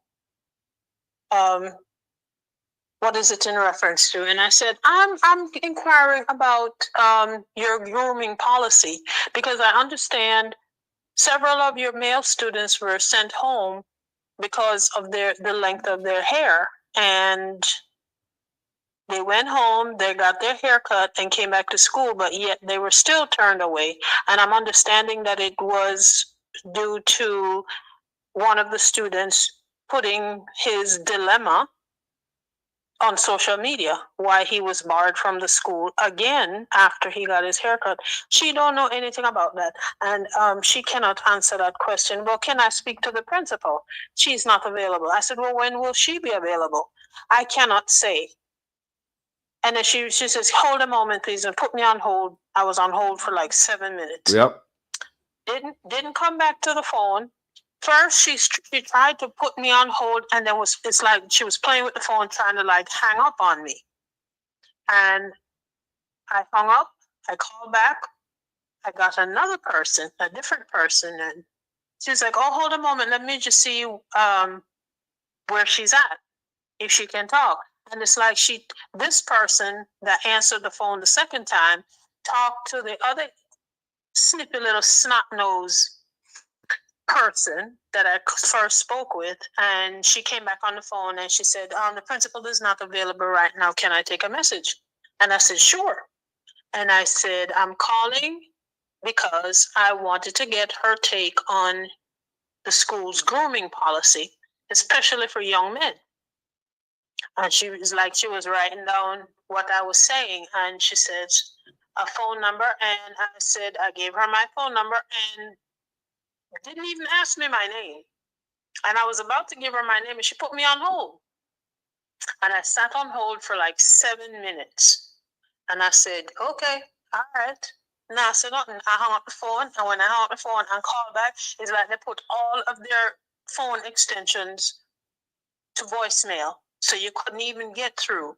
So I, leave a message. I left a message. I said who I was, my phone number, the reason for my call, and that was like 10:30, 11 this morning. And I said, I expect a call back by noon today before I take my concerns to the next level. And I'll know me not hear from nobody at McGrath High School. So what I did was I got on my email, I found the email address for the Ministry of Education, and I sent a very long, stern email to Madam Mophead. Well, let's see if she can answer, because Jamaica State colonial same way. Them have till tomorrow. All of them have till tomorrow, and I will be taking my concern to social media. I have 2 Facebook page and I have 2 YouTube channel, and I will be going on all of them tomorrow if me don't hear from them by 12 o'clock tomorrow, because this is ridiculous. Look at Mophead. Look at Mophead, Dana. If the students came into the schools, the girls came into the school with her kind of mop on their head, would they be sent home? My thing is, I wish all the parents could get together and go find the same style of wig what Mophead have on our head and put it on and carry them go with them students to school and protest the hell out of the schools. What I'm going to send home all of the students that will come to school with Dana Mophead wig and empty out the school. And when they're done protesting at the school, go right to Ministry of Education with the same wig on their head turned sideways and protest the hell out of it. Because this is ridiculous. They are trying to oppress these kids and keep them down and then have the audacity to tell these children about they're not going to come to nothing. Mm-hmm. Well, I'm jealous, because they see the potential in the students and they know the students are eager to learn and get ahead because they don't want to stay in the poor situation that they're in. I'm jealous because they know that these children have potential and them can prosper and flourish and go and surpass them in a for them little low limb tobacco position, and they try to keep them down. I had one teacher for my kids when my daughter was in middle school. I had one teacher, barren old mule, tell her class they're not going to amount to nothing. And they're a bunch of, like she was saying, that they're a bunch of low life, they're not going to amount to nothing. When my child come home and tell me that, hey, Lord Jesus, talk about hell rose up in me. Let me tell you something. That teacher ended up, when I was done with her, she ended up leaving the middle school. And she got a job in one of the community colleges as a math professor. going on with the same damn thing she was going on with the students. I told that principal, I said, let me tell you something. Her opinion of people's children does not belong in the classroom. Her job is to come and teach them. Yep. Not to downgrade them and diminish them. And I said to the principal, I said, what if one of the students in the classroom that day when she come in there with her mouth full of nastiness, to come talk down to people's children. This child has a bad home life and is suffering, and their only reprieve is when they come to school. And then she walk into a classroom and hear this kind of mess from the teacher. That child could take them life right then and there at that school because of that attitude from the teacher. She don't belong in the classroom. She does not belong in the classroom. Hold on. Let me ask you a question, Debbie. Based on the secretary's answer to you and how she handled herself, what do you think about it overall and the whole school? Because she had the front of the school and she had the face of the school. The person who answered it. I don't think that our phone calls or our messages is going to leave her desk to go to anybody. Number one, she had a little attitude like she's the bulldog of McGrath High School and she's the guard dog and she's going to, guard the premises and keep as many people as possible out and cover for whomever. No, different day, different age. Different day. So she go like she a secretary. If me talk to her, she piss me up. Me say, man, I was so close to get hot, but me say, you know what? Let me swallow my spit and take it easy with that woman now. She had us a secretary, you know. She asked me some question like the prime minister me I try to talk to, you know. Yep. But like I said, they forget that social media is here and everybody have a smartphone. We're talking about McGrath High School. McGrath High School in Jamaica. That's what we're talking about. McGrath High School, Linstead. Oh, McGrath High School in Linstead. And the principal's name is Claudine Pantan. C as in Charlie, L-A-U, D as in David, E-E-N like Nancy, Pantan like Gina and Pantan. Claudine Pantan, that's the principal's name. The whole country had a colonial rule, man, if it look funny good. The whole country had a colonial rule still. Black people, them have the people them enslaved in Jamaica. Slavery are going to Jamaica, see you, man. And the black people. Okay, let me just give the people the information here. The principal's name is Claudine Pantan.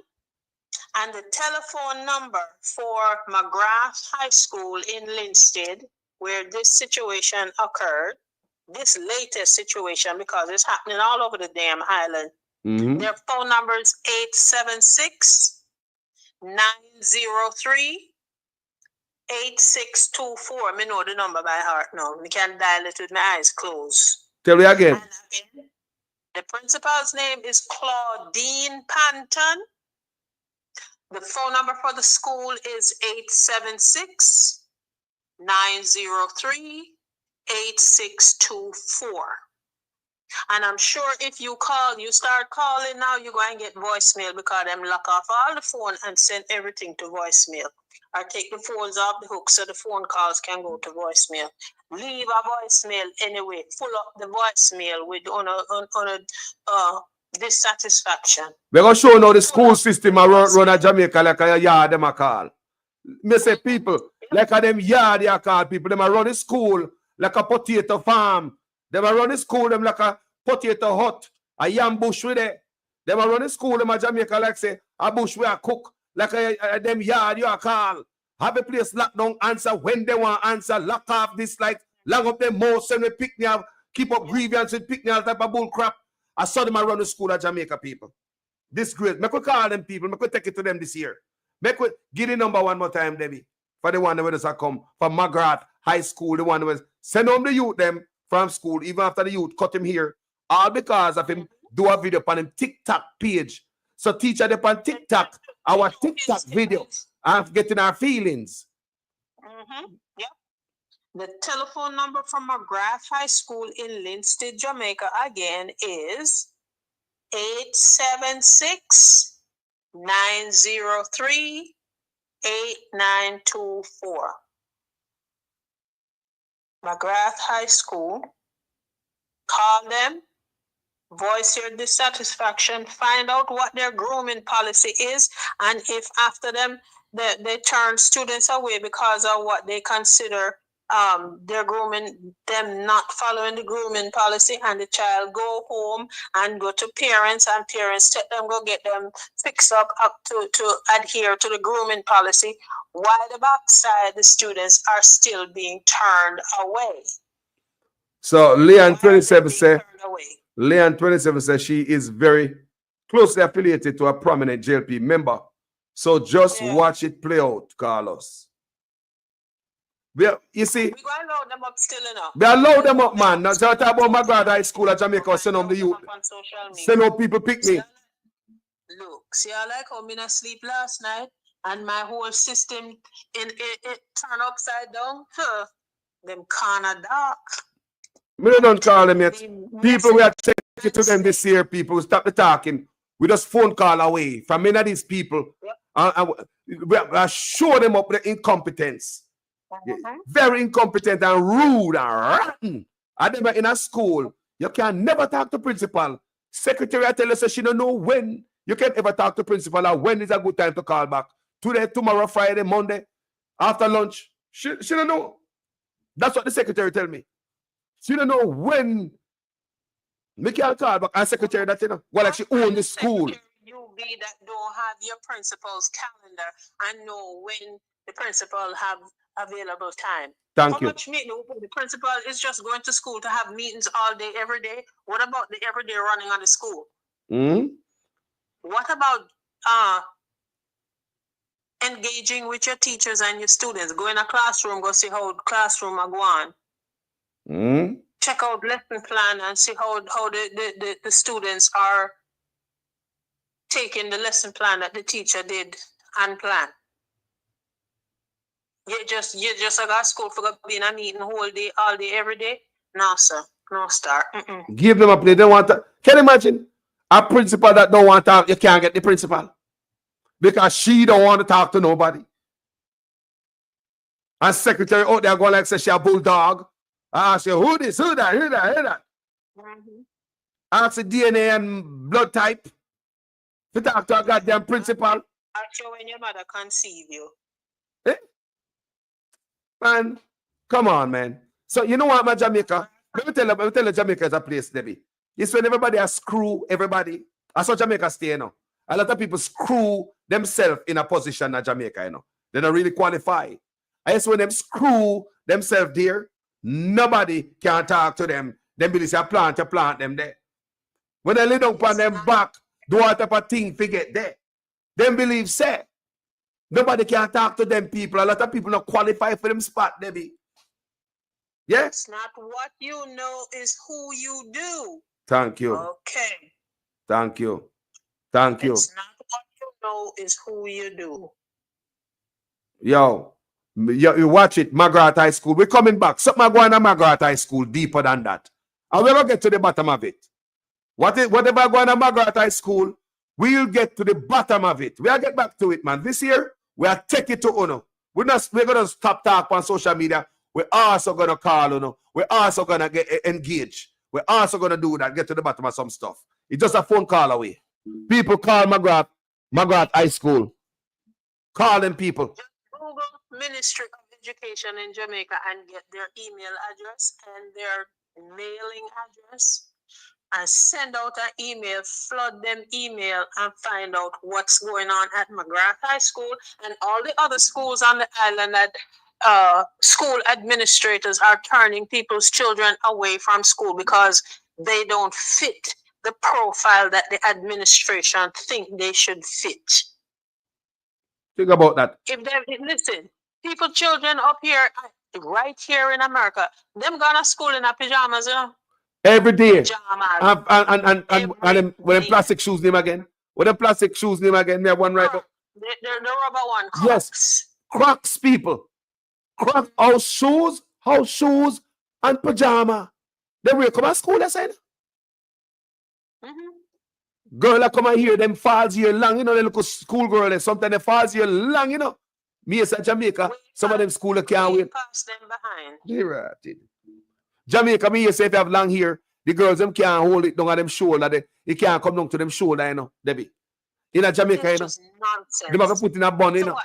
All the girls that must go to school bald headed and long frock down at their ankle. Since when the whole island of Jamaica turned Mormon? And that me ask, the girl that never used to be like that when me go to school. Mormon or Amish. Mm-mm. Them are everybody wear head covering with string tie under then chin. And all the young men them are wear hat. But even the Amish young men, them hair long. They don't cut their hair long on the hat. Their hair hang down below the hat. It's and the young ladies have on long frock. Winter, spring, summer, and fall.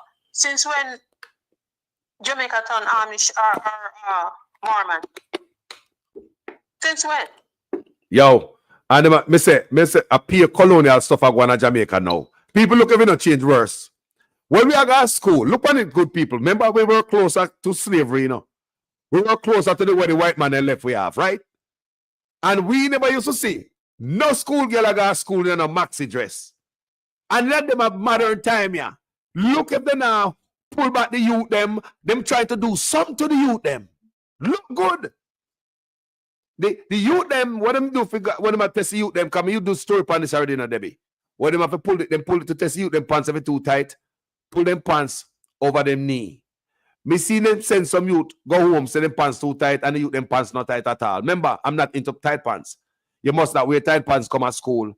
But when the teacher them want to push it, and when the pants not tight, now one of the youth here so attack say him pants big. I come at school because him love big pants. And him say the school have a problem with the big pants. So what I wanted to do, stitching the pants leg and stitching the waist and make it look like so them paint on the pants for him. And so tight in can sit down without bust out the behind of the pants. Look at man. That's just nonsense. You know, the things that these people nowadays deem as important is ridiculous. The children's education are what need to be paid attention to, and make sure that those are the important things. Make sure the children them show up to school. Yeah, about half of those youth. Them show up to school, and when they come to school, make sure you want to teach them so they can learn. Jaja. Nonsense. Jaja. Now, you see, if you notice the difference up so, them a school, them a youth go to school up and they get their education, no people end up at college, you know. They go to school in a pajama. Sometimes they hear long, they hear. They don't matter about no hear people. Teacher no matter about no hear. They come to school, come learn. They go to college. And they go to school, not different. They make the youth, them young people must express themselves. That's why they pick them up as more intelligent and go on. So, you know, we pick them at Jamaica, we dumb them down. We run them way and dumb them down. We treat them like a, you understand me? Look up as the youth them are allowed to live them life. They know wrong from right. Even though the sexual age of consent up as 16 years old. No big man can't talk to no 16-year-old girl up here. The little people them know if you're a grown man, you can't talk to them at 16-year-old. They will call the police by you. Listen to me good. Not because in many states up here, so let me tell you it's different. In many states, the age of consent is 16. But still, no grown man can go talk to them. Any boy them are go live down with or anything at them age group, the youth them go to school with, them prom them go prom with. How many of us in Jamaica get to go prom with the girl with where we go to school? Eh? Or as we come out of the ball, so in Jamaica we call it the ball. Or as we come out of the ball, a big man they go with her. Nonsense. Absolute nonsense. You see? So them are focused on the wrong thing at Jamaica and our Minister of Education. She can't get to express herself with her style. Her here is freestyling. Freestyle. It's wild. it's loose. You see? You know, untamed. You know what I'm saying? But people, yo, when I go to school, listen to me now, people. When I say the girl them dress you so short, you know, it used to be below them knee. Always, when I go to school, the girls them just below them knee right there, so people. Me not telling a lie. But the girl them never used to wear the maxi. Look nowadays at the ground them a measure from come up. But now a ground when them a measure the girl them clothes. And I believe say, me don't know what them things say them a do. If I stop them, I stop predator and see the girl them are, they want to bend the girl them, beat them down, you know, put them in a them place, under a woman, under a big woman. Me don't want to come in there with no hair a flow, down on no shoulder. Put that in a bun. You can't look better than the teacher. You're mad.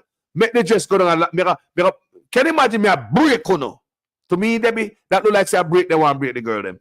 The student them. Of course, because when I was going to school in Jamaica, you know, my uniform came just below my knee. Mm-hmm. And starch and iron stiff like a board because we took pride in our uniform. And I know a lot of these kids nowadays still take pride in their uniform. When you sit down, because your tunic have pleats, you know, when you sit down, you make sure so your pleat stiff. And you sit with your pleats in place, so when you get up, your uniform no wrinkle up, even though you're sitting on it, and it will have the opportunity to wrinkle. Yeah. But you sit nice and gingerly, and when you sit down, it's not like say your tunic go and pull up and come up way past your knee, come up by your side. No. But we never have nobody that wear no students wearing no long frock reach almost down at their ankle. In a Jamaica hot sun, what kind of mess is that? So I want to tell this McGrath second high school that I'll be calling back because I don't want to hear hearsay. I want to hear from the principal what really going on at the school. And my main question to the principal, you know, I want question I want to really ask her, you know. Last year, August, Flavel Williams wrote in the paper, you can go research that no kids must be turned away from school about no here, for no here. Last year, no people. And this year, Una said homeschool. Someone have asked since Dana if Dana changed the policy. You know? Since we come in with yes, that's the question. Yeah, man. So Debbie, let me take a call from my Virginia. You have anything to say final? Anything final? The last word? Parents need to stand behind their children and don't take this foolishness lying down. March their behind, gather up a whole bunch of parents, march their behind right to the school and protest the hell out of this nonsense and then take it to the Ministry of Education. All right, thank you. Thank you so much, Debbie. Manners and respect. Yeah, man. Yeah, man. Now, me see, Abina Sarkodie wrote, it is the first legislation passed at the state level in the United States to prohibit such discrimination. Mr. Gray, you want to burn a fire? Yeah, man, me live. I talk about the youth that we get sent home for them here, man, in Jamaica, that we are burn a fire pan. In a time like this, to me, it's discrimination and colonial era. The youth them go to school, they also focus on no here education. The youth them, because we know the youth them go to Canada school just like America. They don't worry about here. They don't get sent home. I see youth that go to school in pajama up here, so, and you know, and house shoes, and they don't get sent home. Well, Edmond Bartlett, well, tell me what to say about Edmond Bartlett. What's on your mind? You're live. It's crazy, Carlos. So what I'm saying, Jamaica is a rich country. Jamaica don't need no help, Carlos. Jamaica don't need no. We never send no money to Jamaica. Everything is okay. Based on what Ed Bartlett is portraying right here. We don't have no problem, man. Everything is glamour, everything is gold. When the man asking the question, then the man said, no, everything is all right. You're right, man. We don't even say that Dalaga Jamaica. Carlos, stop laughing. This is the man said everything is all right. They bounce back the best. Bounce back from the big sea and from the hurricane. The man said they want 8 million arrivals a year time. And the man said, you guys don't have the resources. He said, no, yeah, of course we're in a better position. Well, Carlos, these people are sick, man. This is bad. This interview is supposed to me sending a group of people. I watch an interview with you.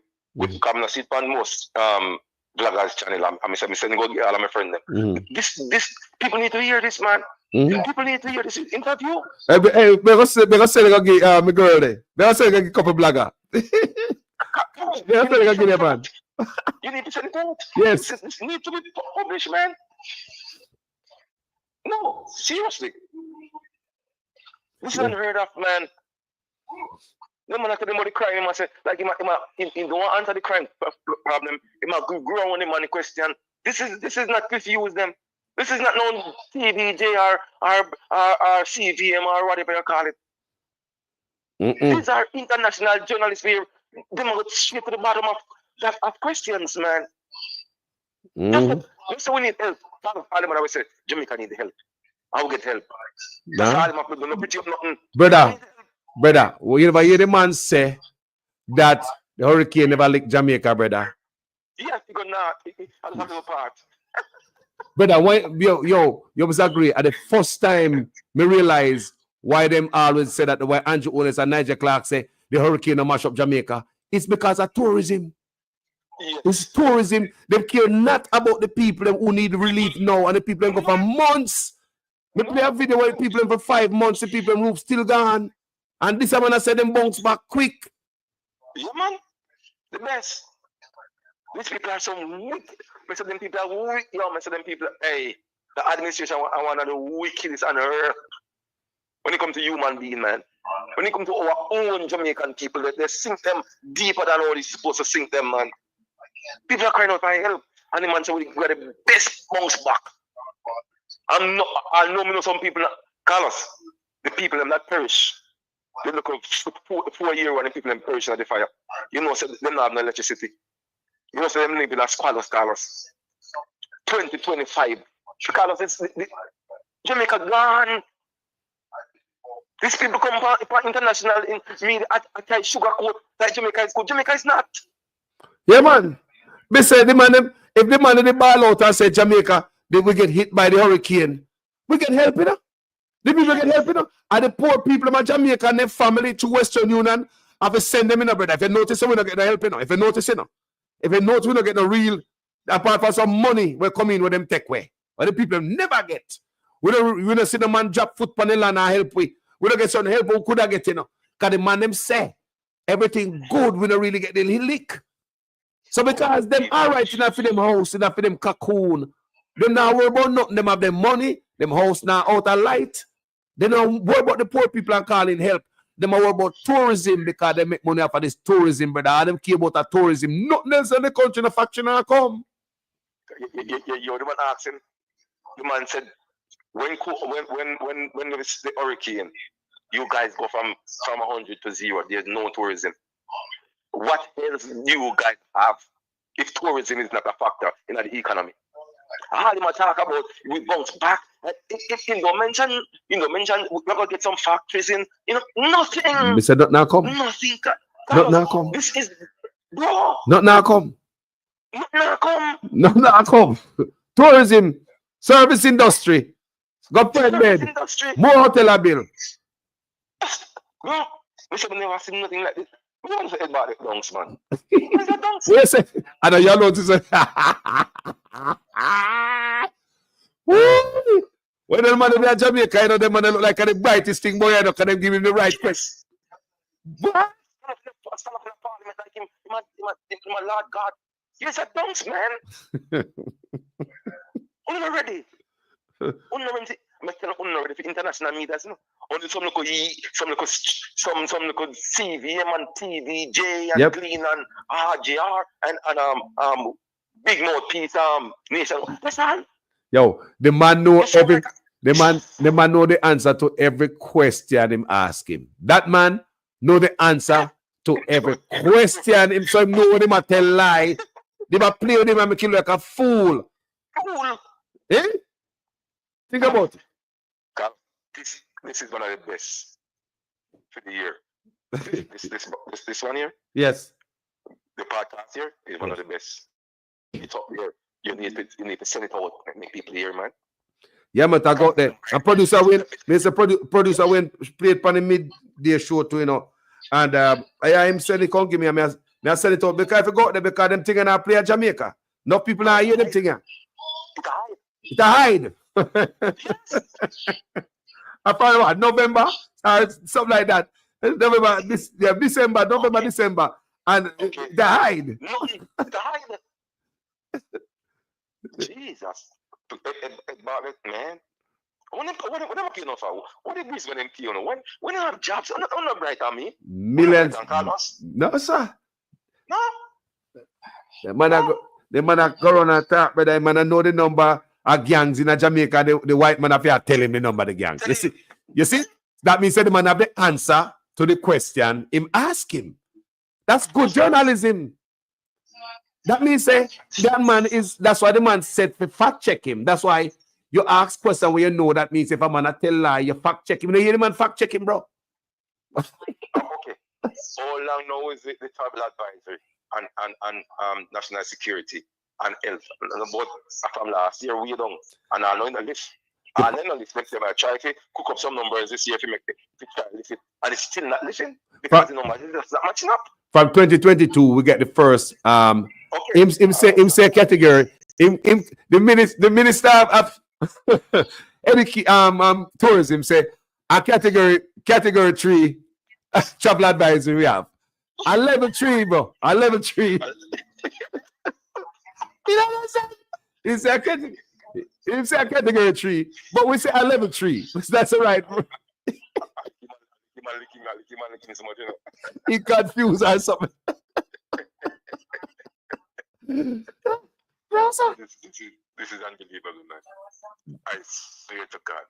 So if the category 3 is the category 3 travel advisory start in the big C. But listen to me, the level 3 travel advisory started in 2022. Remember I said the big C coming at 2019, 2020, 2021. So by 2022, we are roll out tight. So we are getting the travel advisory, right? So remember by then people start move on again and tours start come to Jamaica again. So that's when they meet the travel advisory. So Imagwan like say it is about the big C. It wasn't about that. It was about crime. You understand me? So when them lick it, so a second, so in 2022, so in 2023 last year, 2023, year before last, we get another travel advisor and top up the travel advisor and they extend it with the health. They put the health care in ice. Remember? Yes. And they remain at level 3, where him called category 3. So it make it look like say, from COVID, so it's because of if you listen to him argument, you know. Of course. He never said COVID why we get the travel advisory. He said this is from COVID, but it's from really 2022. The first level 3 Japan. The man, what you think when the man ask him about the new constitution, they might try to change and get left the monarchy behind? Carla, listen. As I said, I never know your life. So I told me that I New York. Yeah. I go on east. So I take me, you know. Yes. I go on my phone recently. Yeah. That's why I reach a say as me never know your life. So I'm gonna listen everything up. I listen from this point to the end. So I have a reason. All right, my brother. When we don't play it. Me have to play it again, pan. Me have to play it again in the next video. Cause we can't do it one time. I'm gonna send it out. Let me ask a question. No. What? Hey, where think about you're there in New York, right?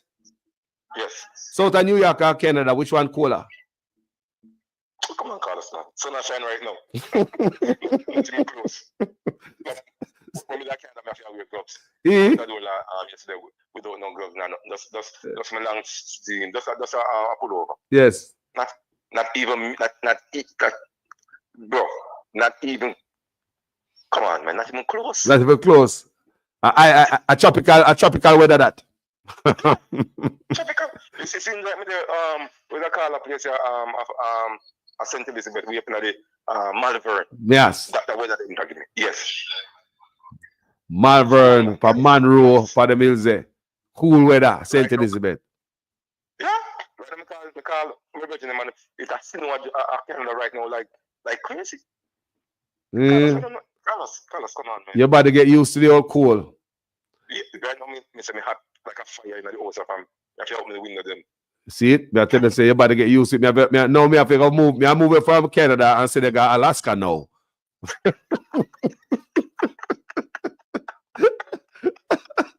You pass the test.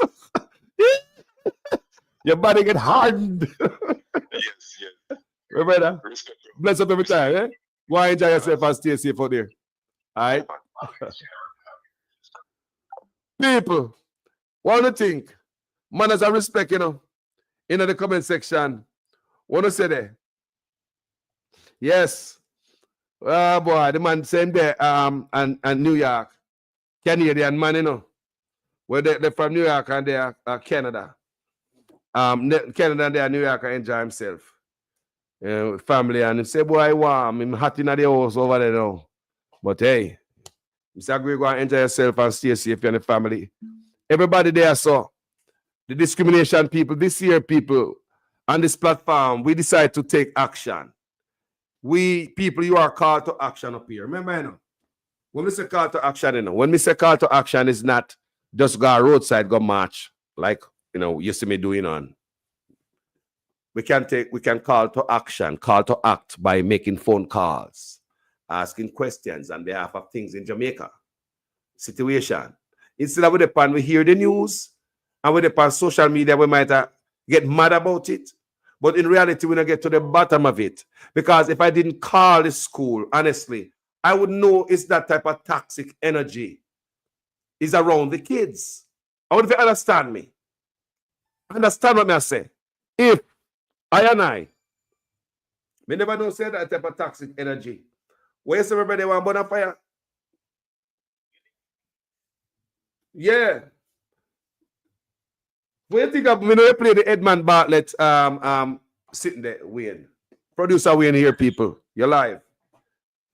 People, me a producer Wayne so. Me I ask him about this Edmond Bartlett. What you take on this Edmond Bartlett? Come here, Wayne said it come give me. And me said it go give some other blogger because nobody now hear it at Jamaica, At first, some people I hear it. Wayne. What you think about it, my brother?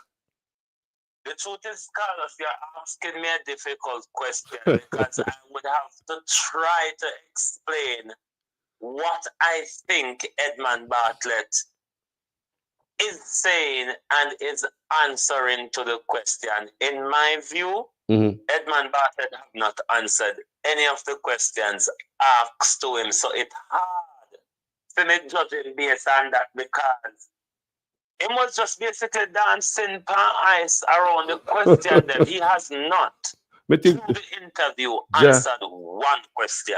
Achu. So it's hard to judge him. Achu. Come in and know me judge him, say. Well, the only question he man answer is about the help from the United States and reparation money. What are you talking about? Him answer those two. Solid. Reparation columns, he never answered that because one, he is of the view that the conversation is going on, but when the part come up to say they don't know if it's a payout money, of money yeah, or so on. Throw him off. This is where he's very unresearched, Carlos. Thank you. When it comes to reparation, there's many precedents. You have us Jamaicans, you have Haiti. We pay reparations, Jamaican in particular pay reparations to the British farmers up until 2015. The Japanese receive reparations from the Americans after they bombed them nuclear bombs. The Zionists, they call themselves, whatever else, they receive reparations from Germany. So there are well set precedents for reparation. It involves money and it involves the building of social institution and infrastructure. The precedent is there, so I don't know why he's so confused about it. Another thing, when he was asked about the gangs, how much gangs are in the country, on the research and on Inform again, because last year, I don't have the figure to hand, but last year, Dr. Chang put out that information, whether it's true or not, how many gangs were they, how many have they dismantled, how many they have in front of the court, and how many they still have under target in an investigation. And research. Edmond Bartlett, Carlos have not answered one question. I went. Keep sliding off of one ice block to the next. Why? I may pull him do. Me pull him do quadrille or something, brother, or calypso. The man ask people, the man dance, the man dance. He just a slip and a slide, so. Well, when the man asked him about, it was the question come up about the monarchy, leaving the monarchy. The man not say you can you can leave, but what basically if that benefit, if you get certain benefit, you know, leave straight. Give me the explain to me when if you hear that part. We used to have, for those who know that shop called Woolworths. We used to have Woolworth over here, but them closed down now. And there used to be a sweetie type of selling in a Woolworth, what you call pick and mix, where you have a whole different variety of different bucket of sweetie, and you can pick and mix out of the different bucket what you throw together to get your portion at the cashier. The Jamaica Labour Party is not interested in decolonization. Nope. They are interested in Andrew Holness become president. That's completely different to the decolonization and the independence agenda. Thank you. Total different. Yep. Can the man press him on that, you know? I'm not saying Judge Edmond Bartlett, given that he did not answer any question. The man even press him on the PNP, you know, say, and the man press him on the part then, and he must say, not because you strip yourself of the monarchy, that means you have to break off everything that benefits you. So you must see, you like when look a lifeline, I look for some milk from England, see away while breaking off from the monarchy. This brother. Well, I hope Stevens is not a PNP, you see, because Stephen understands the dispute the way the rest of us understand it. However, for the Jamaica Labour Party, because Mark Golden is white, he's British, he's protecting his heritage, his passport, his nationality, his whiteness, and you can go on and on. But I hope Stephen is not PMP. He's a PNP, man. He's a dirty PNP. My dirty PNP. I dirty PNP. The way that we understand it, I hope Stephen is not PNP. Oh, God. The white man are PNP, man. Dirty PNP. Everybody in the country is supposed to be dunce and stupid. Thank you. Thanks. Everybody feel dunce like them. And everybody feel look shabby and raggedy like they in here.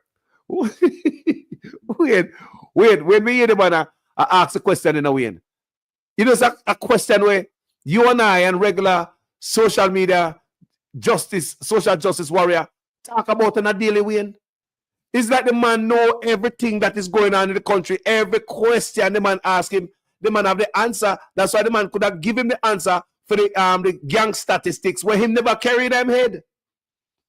Carlos, I said this to people all the time. Foreign journalists not take them eye off of Jamaica. As much as I don't see them not reporting on Jamaica, them not take them eye off of Jamaica. When them see something where them want run a story pan, they do it. But trust me, them not take them eye off of Jamaica. Them clued up with everything we are going. Jamaicans alone are going like say, I just RJR and JBC alone know about them. Wayne, what me realize the whole thing, the man make them look like a fool too because them acting like they're the financial superpower of the Caribbean and this big thing in the Caribbean. Yeah, and the man ask you this question and him can't explain. Him not run for every answer. Yeah. Can't even explain in tourism for the never man explain how crime affect in tourism and them something there. Mirror Wayne. But I hear him when Stephen asks him about the influx of tourists where them are planning to boost up the tourism in number. Yeah, 8 million in 6 million and 8 million. Yeah, and Stephen them about the situation in Westmoreland, the water situation in Westmoreland. You know, here what the man said them a build capacity and all of them something they call us. Lie, man. Which part, Wayne? May I ask you, Wayne? Where have we seen anything like that? You know, so the foreign journalists say the development in a tourist is a pressure upon Jamaica people resources. Yes, Wayne. Because it have to with free water, Carlos. To give tourists. Hold on, Wayne. When the man, this interview for chop up peace. me say a whole heap of thing in it. When the man asked him about that, about the infrastructure, the man has say it's it has pressure upon the infrastructure. We don't have the infrastructure for all of this development and blah blah. I'm a give the man some little run around words. Then the man lick him with the hammer and bring up Negril. He never knows the man know about Negril. He never knows the man know about Negril. And the man even make it longer. The man even go further, Wayne. BBC colony Carlos. Wayne, the man even go further. All of them colonies. The man even go further and mention the money where it costs taxpayers to ship water to Negril. Me say the man go through it piece. The man was very, very detailed. These things me talk about Power Channel, Wayne. The $100 million that it costs taxpayers to ship water while the hotel get the water. The man even bring up the money. The man very detailed. He know everything what go on, bro. Oh, yes. The BBC will research on all of its because the BBC World Service still in every one of the colony them a report. They know everything what go on. It's just that them use them biasness and always come out with the very negatives, but them know everything we're going in Jamaica. You know, I'm glad for. I don't know, Jamaica. All right. Hey, you see, if any Jamaican journalists do this, I pay like them and get all now, you know. On them dirty PNP, you know. Andrew Holness would never sit down with the BBC. You hear me? Not now.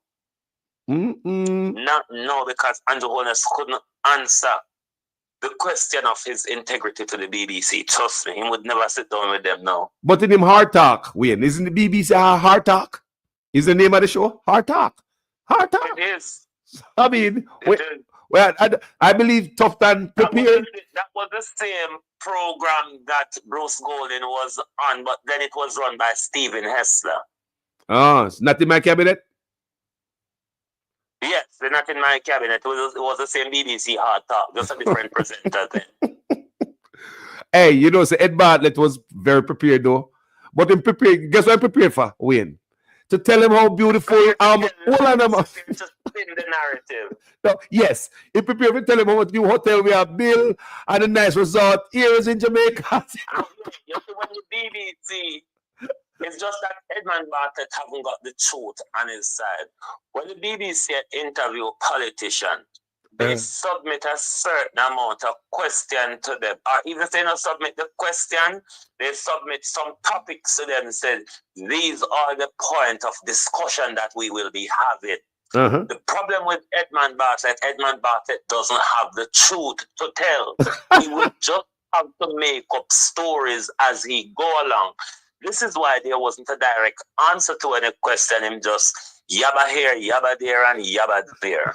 What you say, yabba there? Yeah, just yabbering.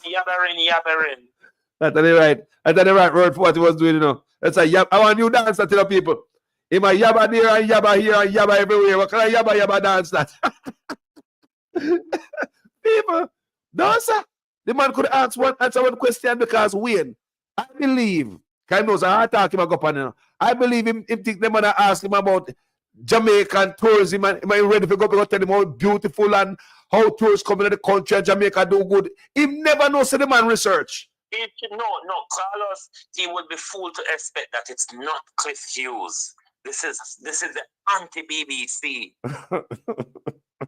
This is anti-Beeves. This is not Cliff Hughes. Yeah.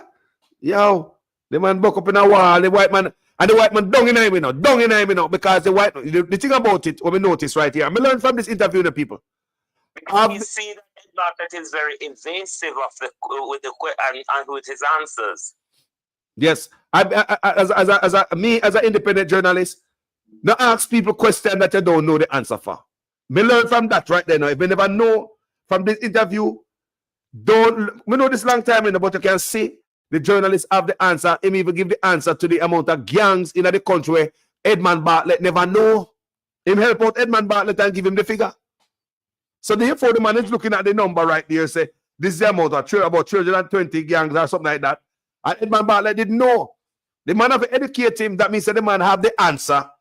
So he have the answer right there, and then did ask Edmond Bartlett. And Edmond Bartlett did not know how much gangs, and the man answer it.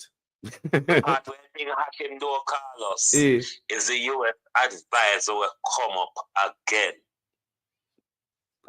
Even though it's revised, still the same, just the healthcare bit was removed from it, it's still a conversation for tourists. Yep. It's still a conversation for Europe and America, where a lot of tourists come from for Jamaica. Let me ask a question. Didn't Edmond Bartlett sound like a lie the US tell? Tell the truth, because even the man asked him, so the US tell lie them. Blatantly, something almost like that.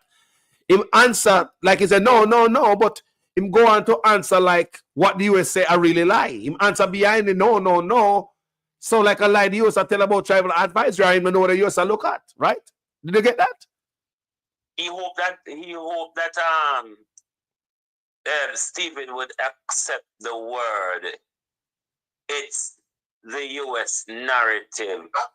But what I don't understand is when he was saying the travel advice is not just in relation to crime, it's in relation to geographical, geopolitical context as well. I don't understand that much. Foolish is that, man. Come and read it. To be honest, I don't know what that means. When I read the travel advisory and the meaning or reason why, that not come up in it. No geopolitical nonsense not come in it. A lie. I don't understand that part neither. Some of the is he saying that we get caught up in some geopolitical thing between the US and somebody else? Is that what he's trying insinuating? Edmond Bartlett would have to talk what you mean. I think, yeah. This is the problem with lying, Carlos. You confuse yourself and everybody else will listen to you. Hey, you don't think say let me ask a question.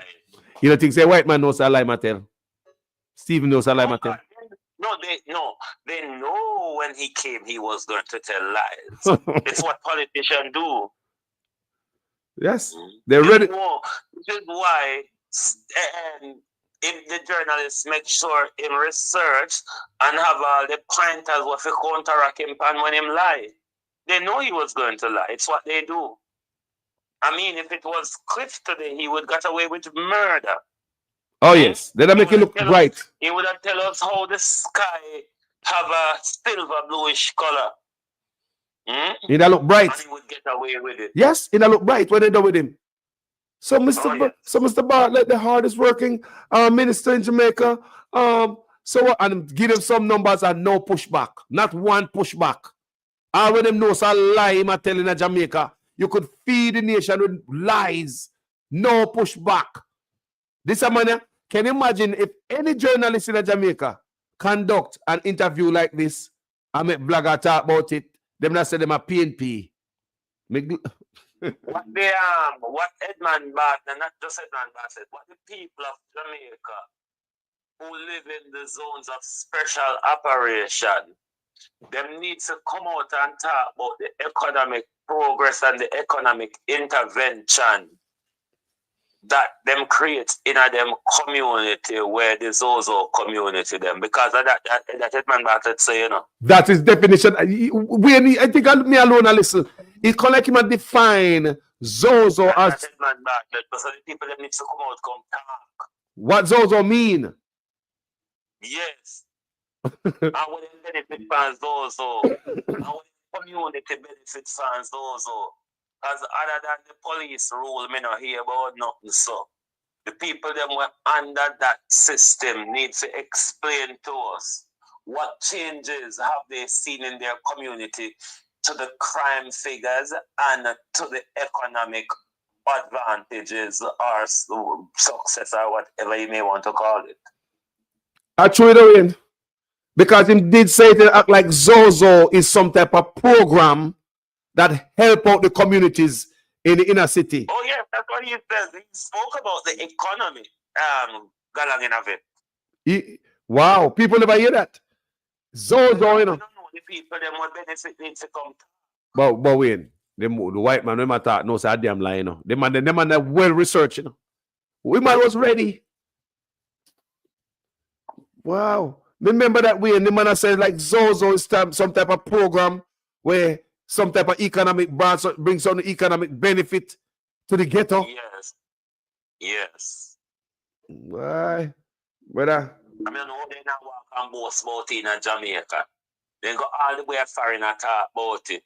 And then now walk and boast about it in Jamaica. Can you imagine? No, some never hear them on news media say Zozo bring economic benefit to no ghetto.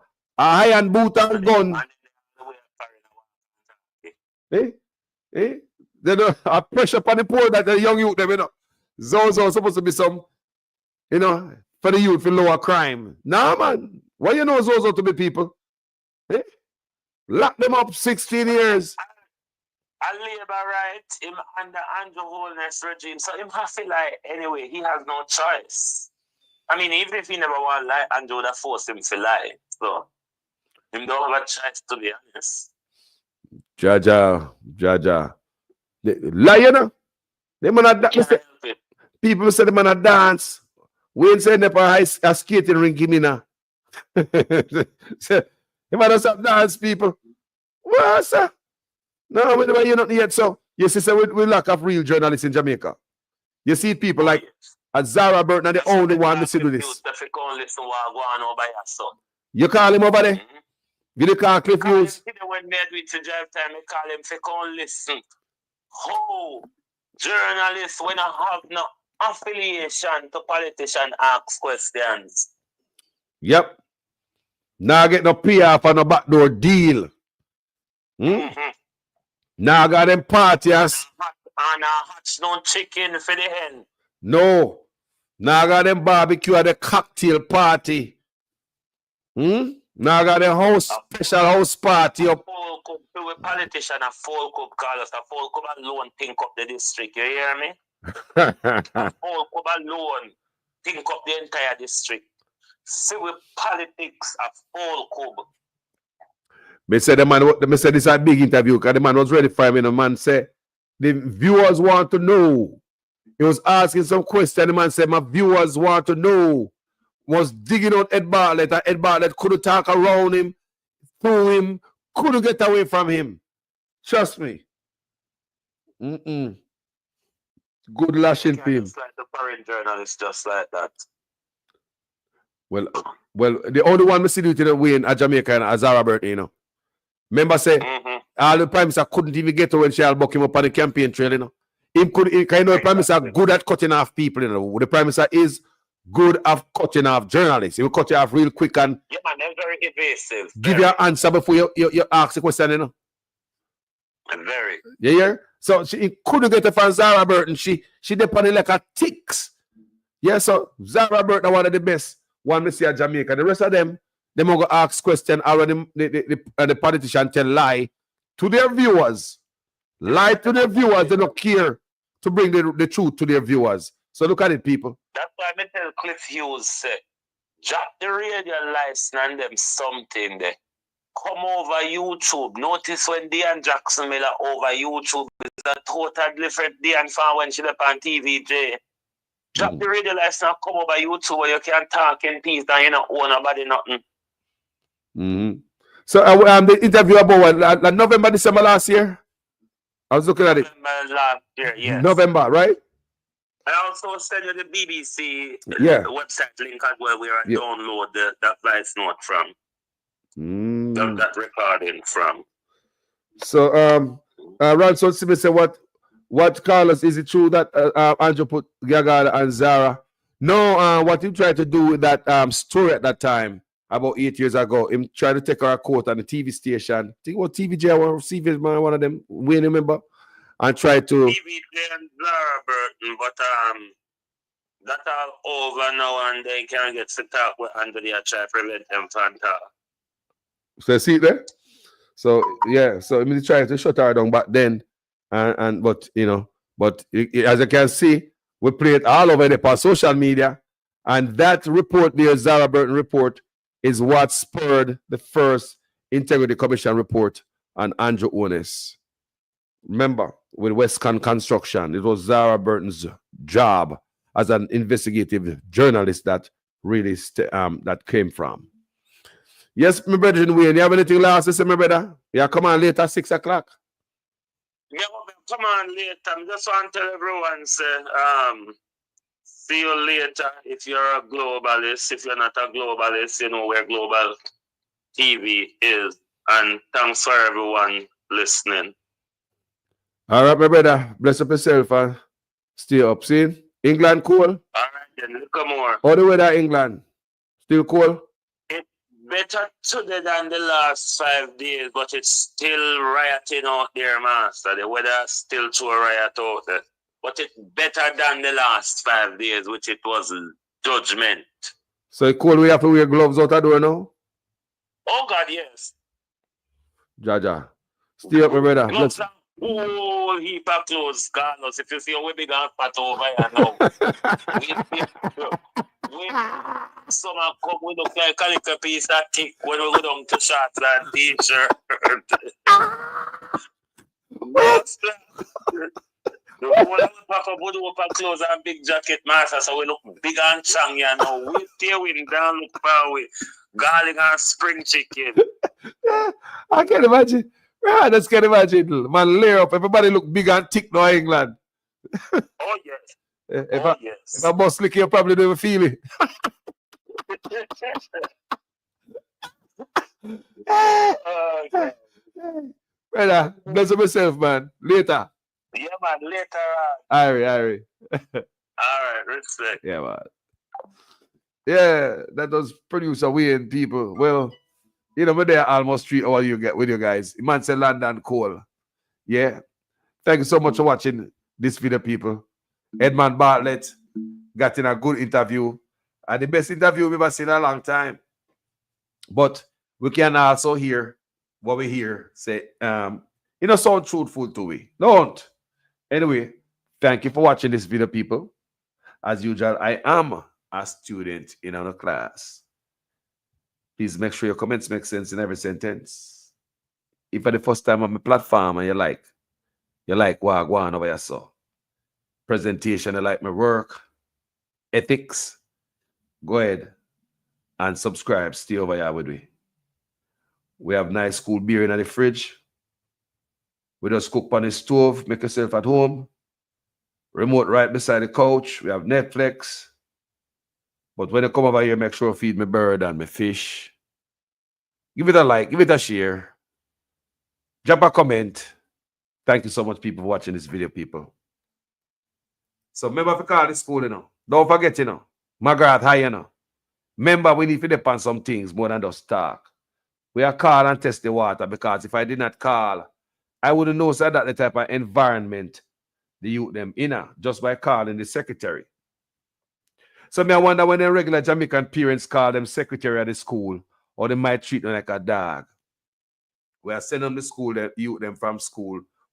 Absolutely nothing wrong with the youth them here, right? Because some of them people here, I go to certain things at home, them carry come at school, want to take it out for a picnic.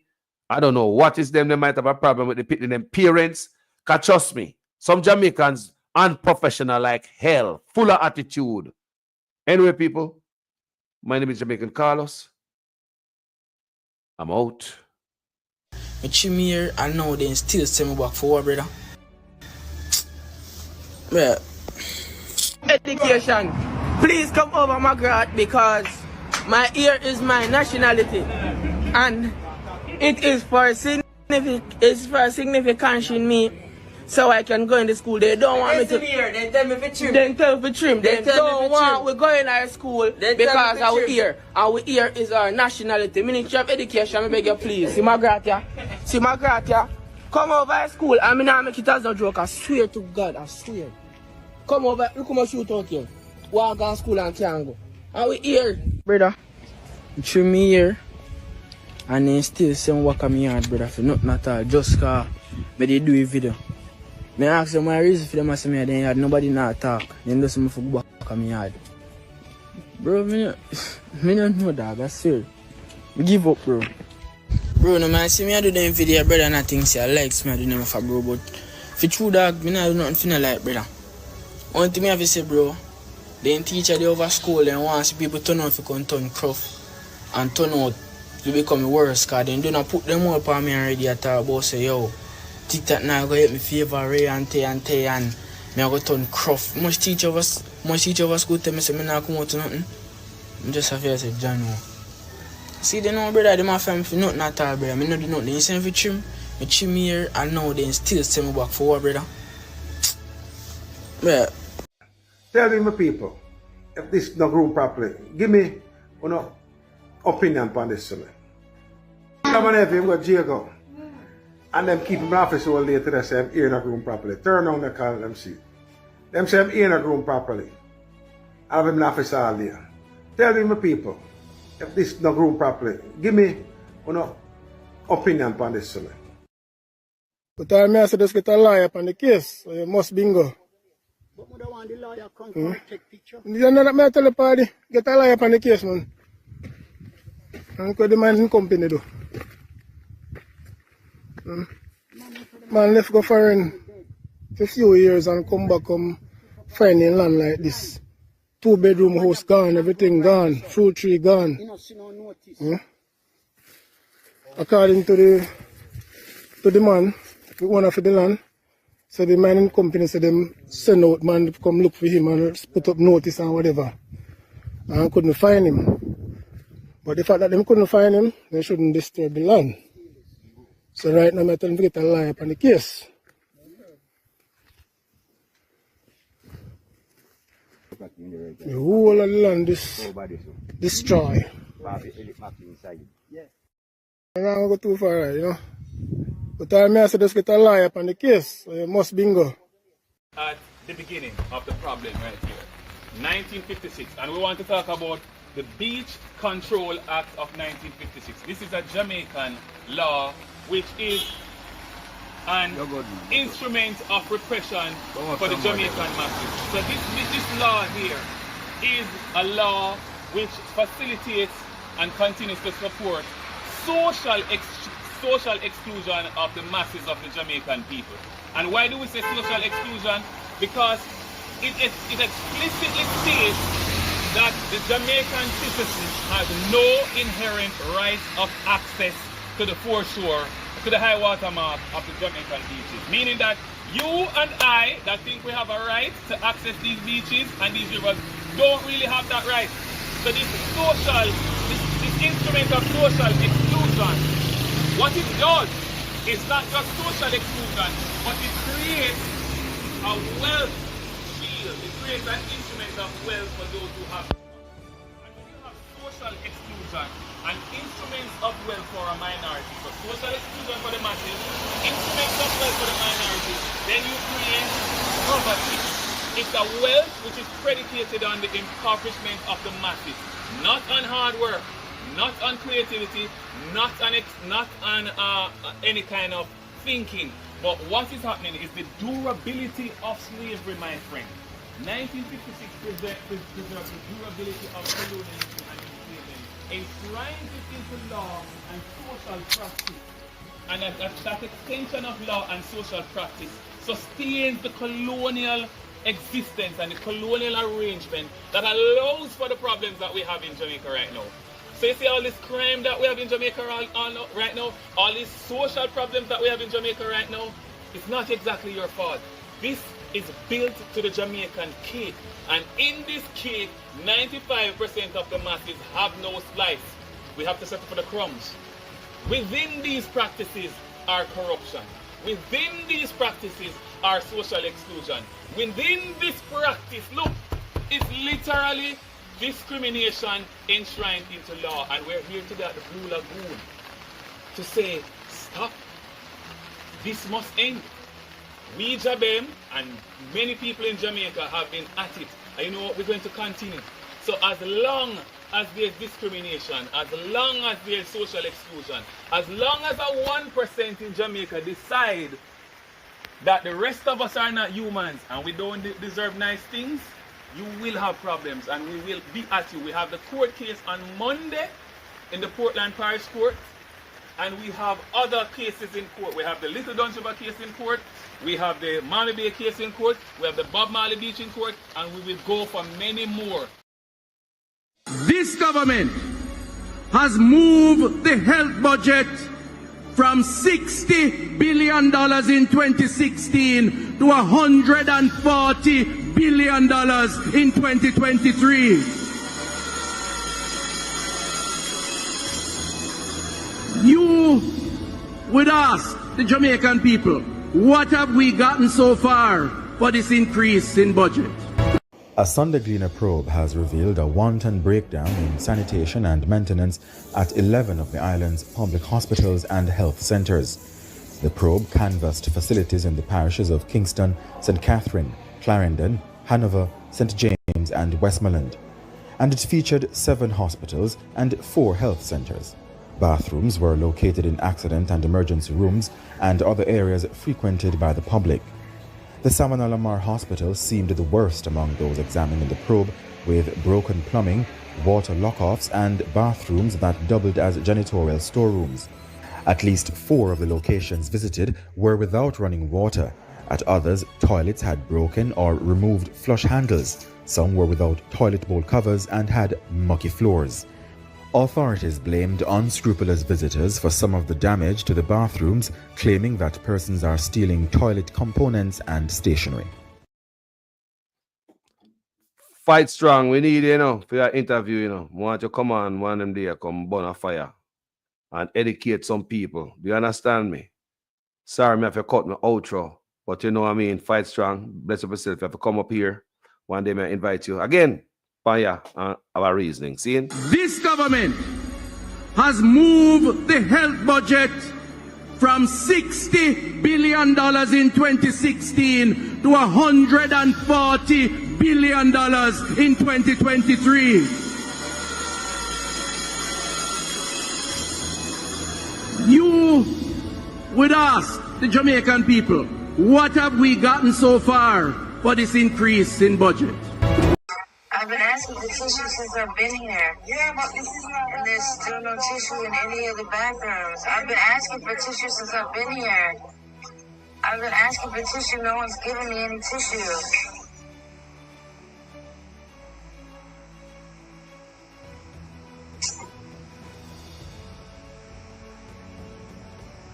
I also need another diaper.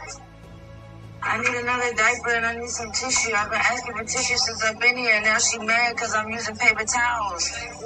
What else am I supposed to do? Can I have a diaper, please? This shouldn't be like pulling teeth. This is. You don't provide those personal information. How am I supposed to know that when I'm not from here? Okay, so somebody should have informed me. This government has moved the health budget from $60 billion in 2016 to $140 billion in 2023.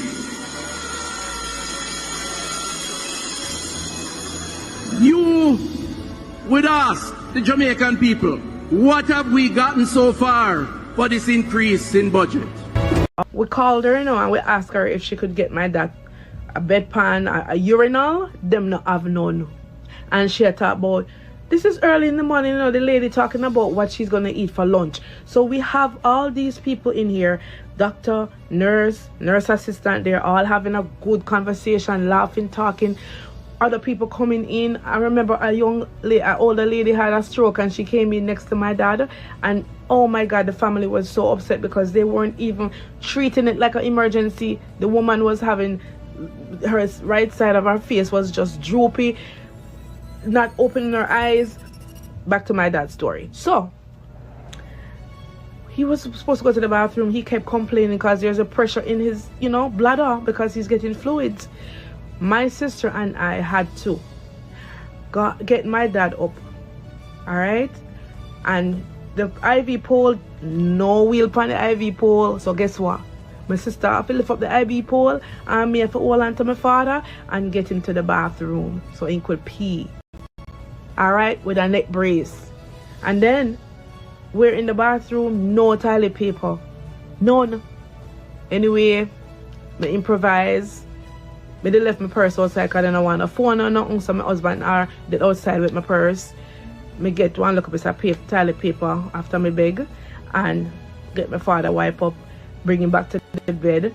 You should see myself and my sister with the IV pole. Lift up the IV pole because it can't drop on the ground. You understand? And that's how my father was able to pee after getting IV fluid in the hospital. And no matter how we ask what's going on, everything was on slow motion. No CT scan, he needed one. It took a long time for some Chinese doctor come around and say X, Y, and Z. This government has moved the health budget from $60 billion in 2016 to $140 billion in 2023.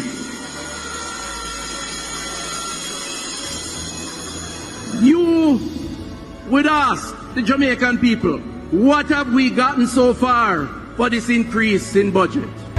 National in the Cayman Islands. Up first this evening, officials at the Bustamante Hospital are on the defensive this evening amid suggestions by the Health Minister, Dr. Christopher Tufton, that they should also take responsibility for some of the issues plaguing the hospital. TVJ's Kirk Wright spoke with Dr. Warren Blake, an orthopedic surgeon and consultant. It has been a challenging few months at the Bustamante Hospital for Children. Orthopedic surgeon and consultant Dr. Warren Blake knows firsthand what medical staff had to do to keep the operations running. It is why he's concerned about the comments made by the Health Minister Dr. Christopher Tufton about the malfunctioning AC units in the operating rooms. The minister pointed to poor maintenance of the infrastructure by the hospital's administrators for some of the recurring problems. According to Dr. Blake, that's not the case. He referred us to a plan put in place back in April to fix the AC units in all operating rooms. He said if that plan was allowed to go ahead, problems with the AC units would be non-existent. And that plan was to have been funded by the Chase Fund. The administration of the hospital was well involved in this, and when they sent to the ministry to get permission was denied. And the minister needs to also address the reasons why the permission was denied to go ahead with the plans earlier this year to fix the hospital. And it's because of this denial that's part of the major reason why we don't have any operating theatre functioning properly at the Children's Hospital at this time. As it relates to suggestions that patients can do operations at the university hospitals of the West Indies, Dr. Blake says it's easier said than done. In fact, one of our patients who were on the list for the mission was in fact sent to the university hospital to try and get her done through the hospital.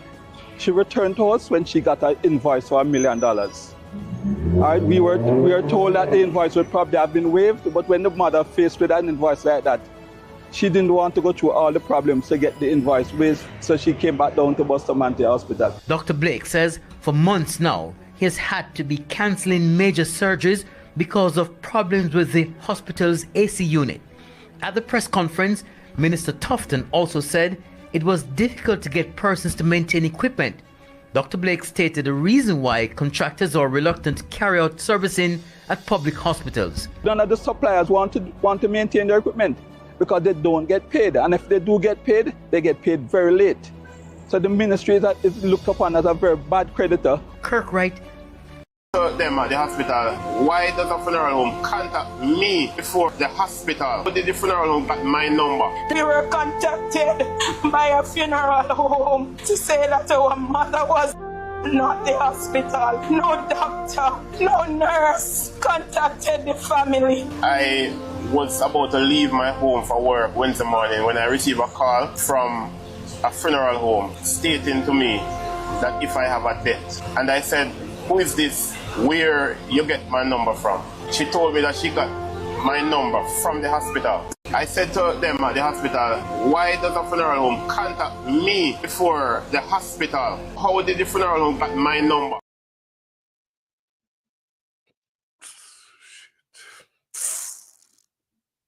This government has moved the health budget from $60 billion in 2016 to $140 billion in 2023.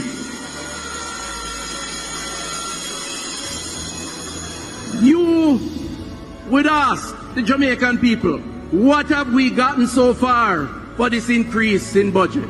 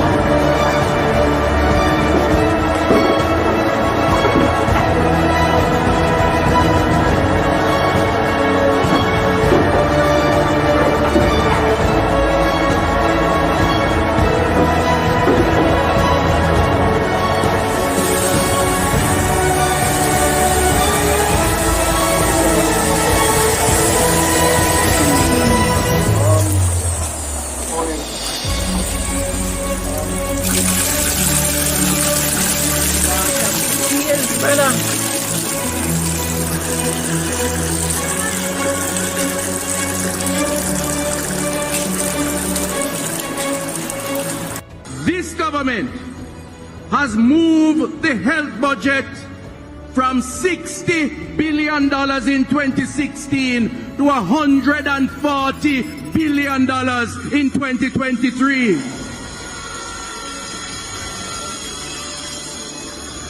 You would ask the Jamaican people, what have we gotten so far for this increase in budget?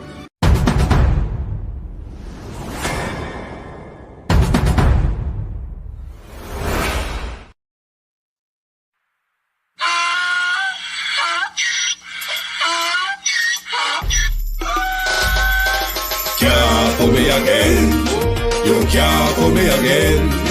You hold me down for a very long time. Can't buy sugar, we can't buy lime. Can't buy scallion, we can't buy time. You can't pull me again. Can't pull me again. You can't pull me again. Hold me down for a very long time. Can't buy sugar, we can't buy lime. You touch up line and a resort to crime. You can't pull me again. What we gonna eat no money, what we at you, eat no at you. Go be money, me say we eat the yellow rat you. Use the youth, them money, waste my bust a man to statue. Say me like a catch you, but they got in a figure you. Take the spit of money, God and say that is not you. One day the man above him up, him a got a too much. It in the kitchen, some a fly by like a patu. When singers and DJs and social media's coming at you. It burn me 300% free. It burn me Garbage wage pile up today. It burn me. Give the teacher them raise. It burn me. I see corruption please. It burn me. Mash down the people them house. It burn me. Every day appear arms out. It burn me. Appear money them a thief. It burn me. And them a sell out the beach. Can't fool me again. You can't fool me again. You hold me down for a very long time. Can't buy sugar, we can't buy lime. Can't buy skin and we can't buy time. You can't fool me again.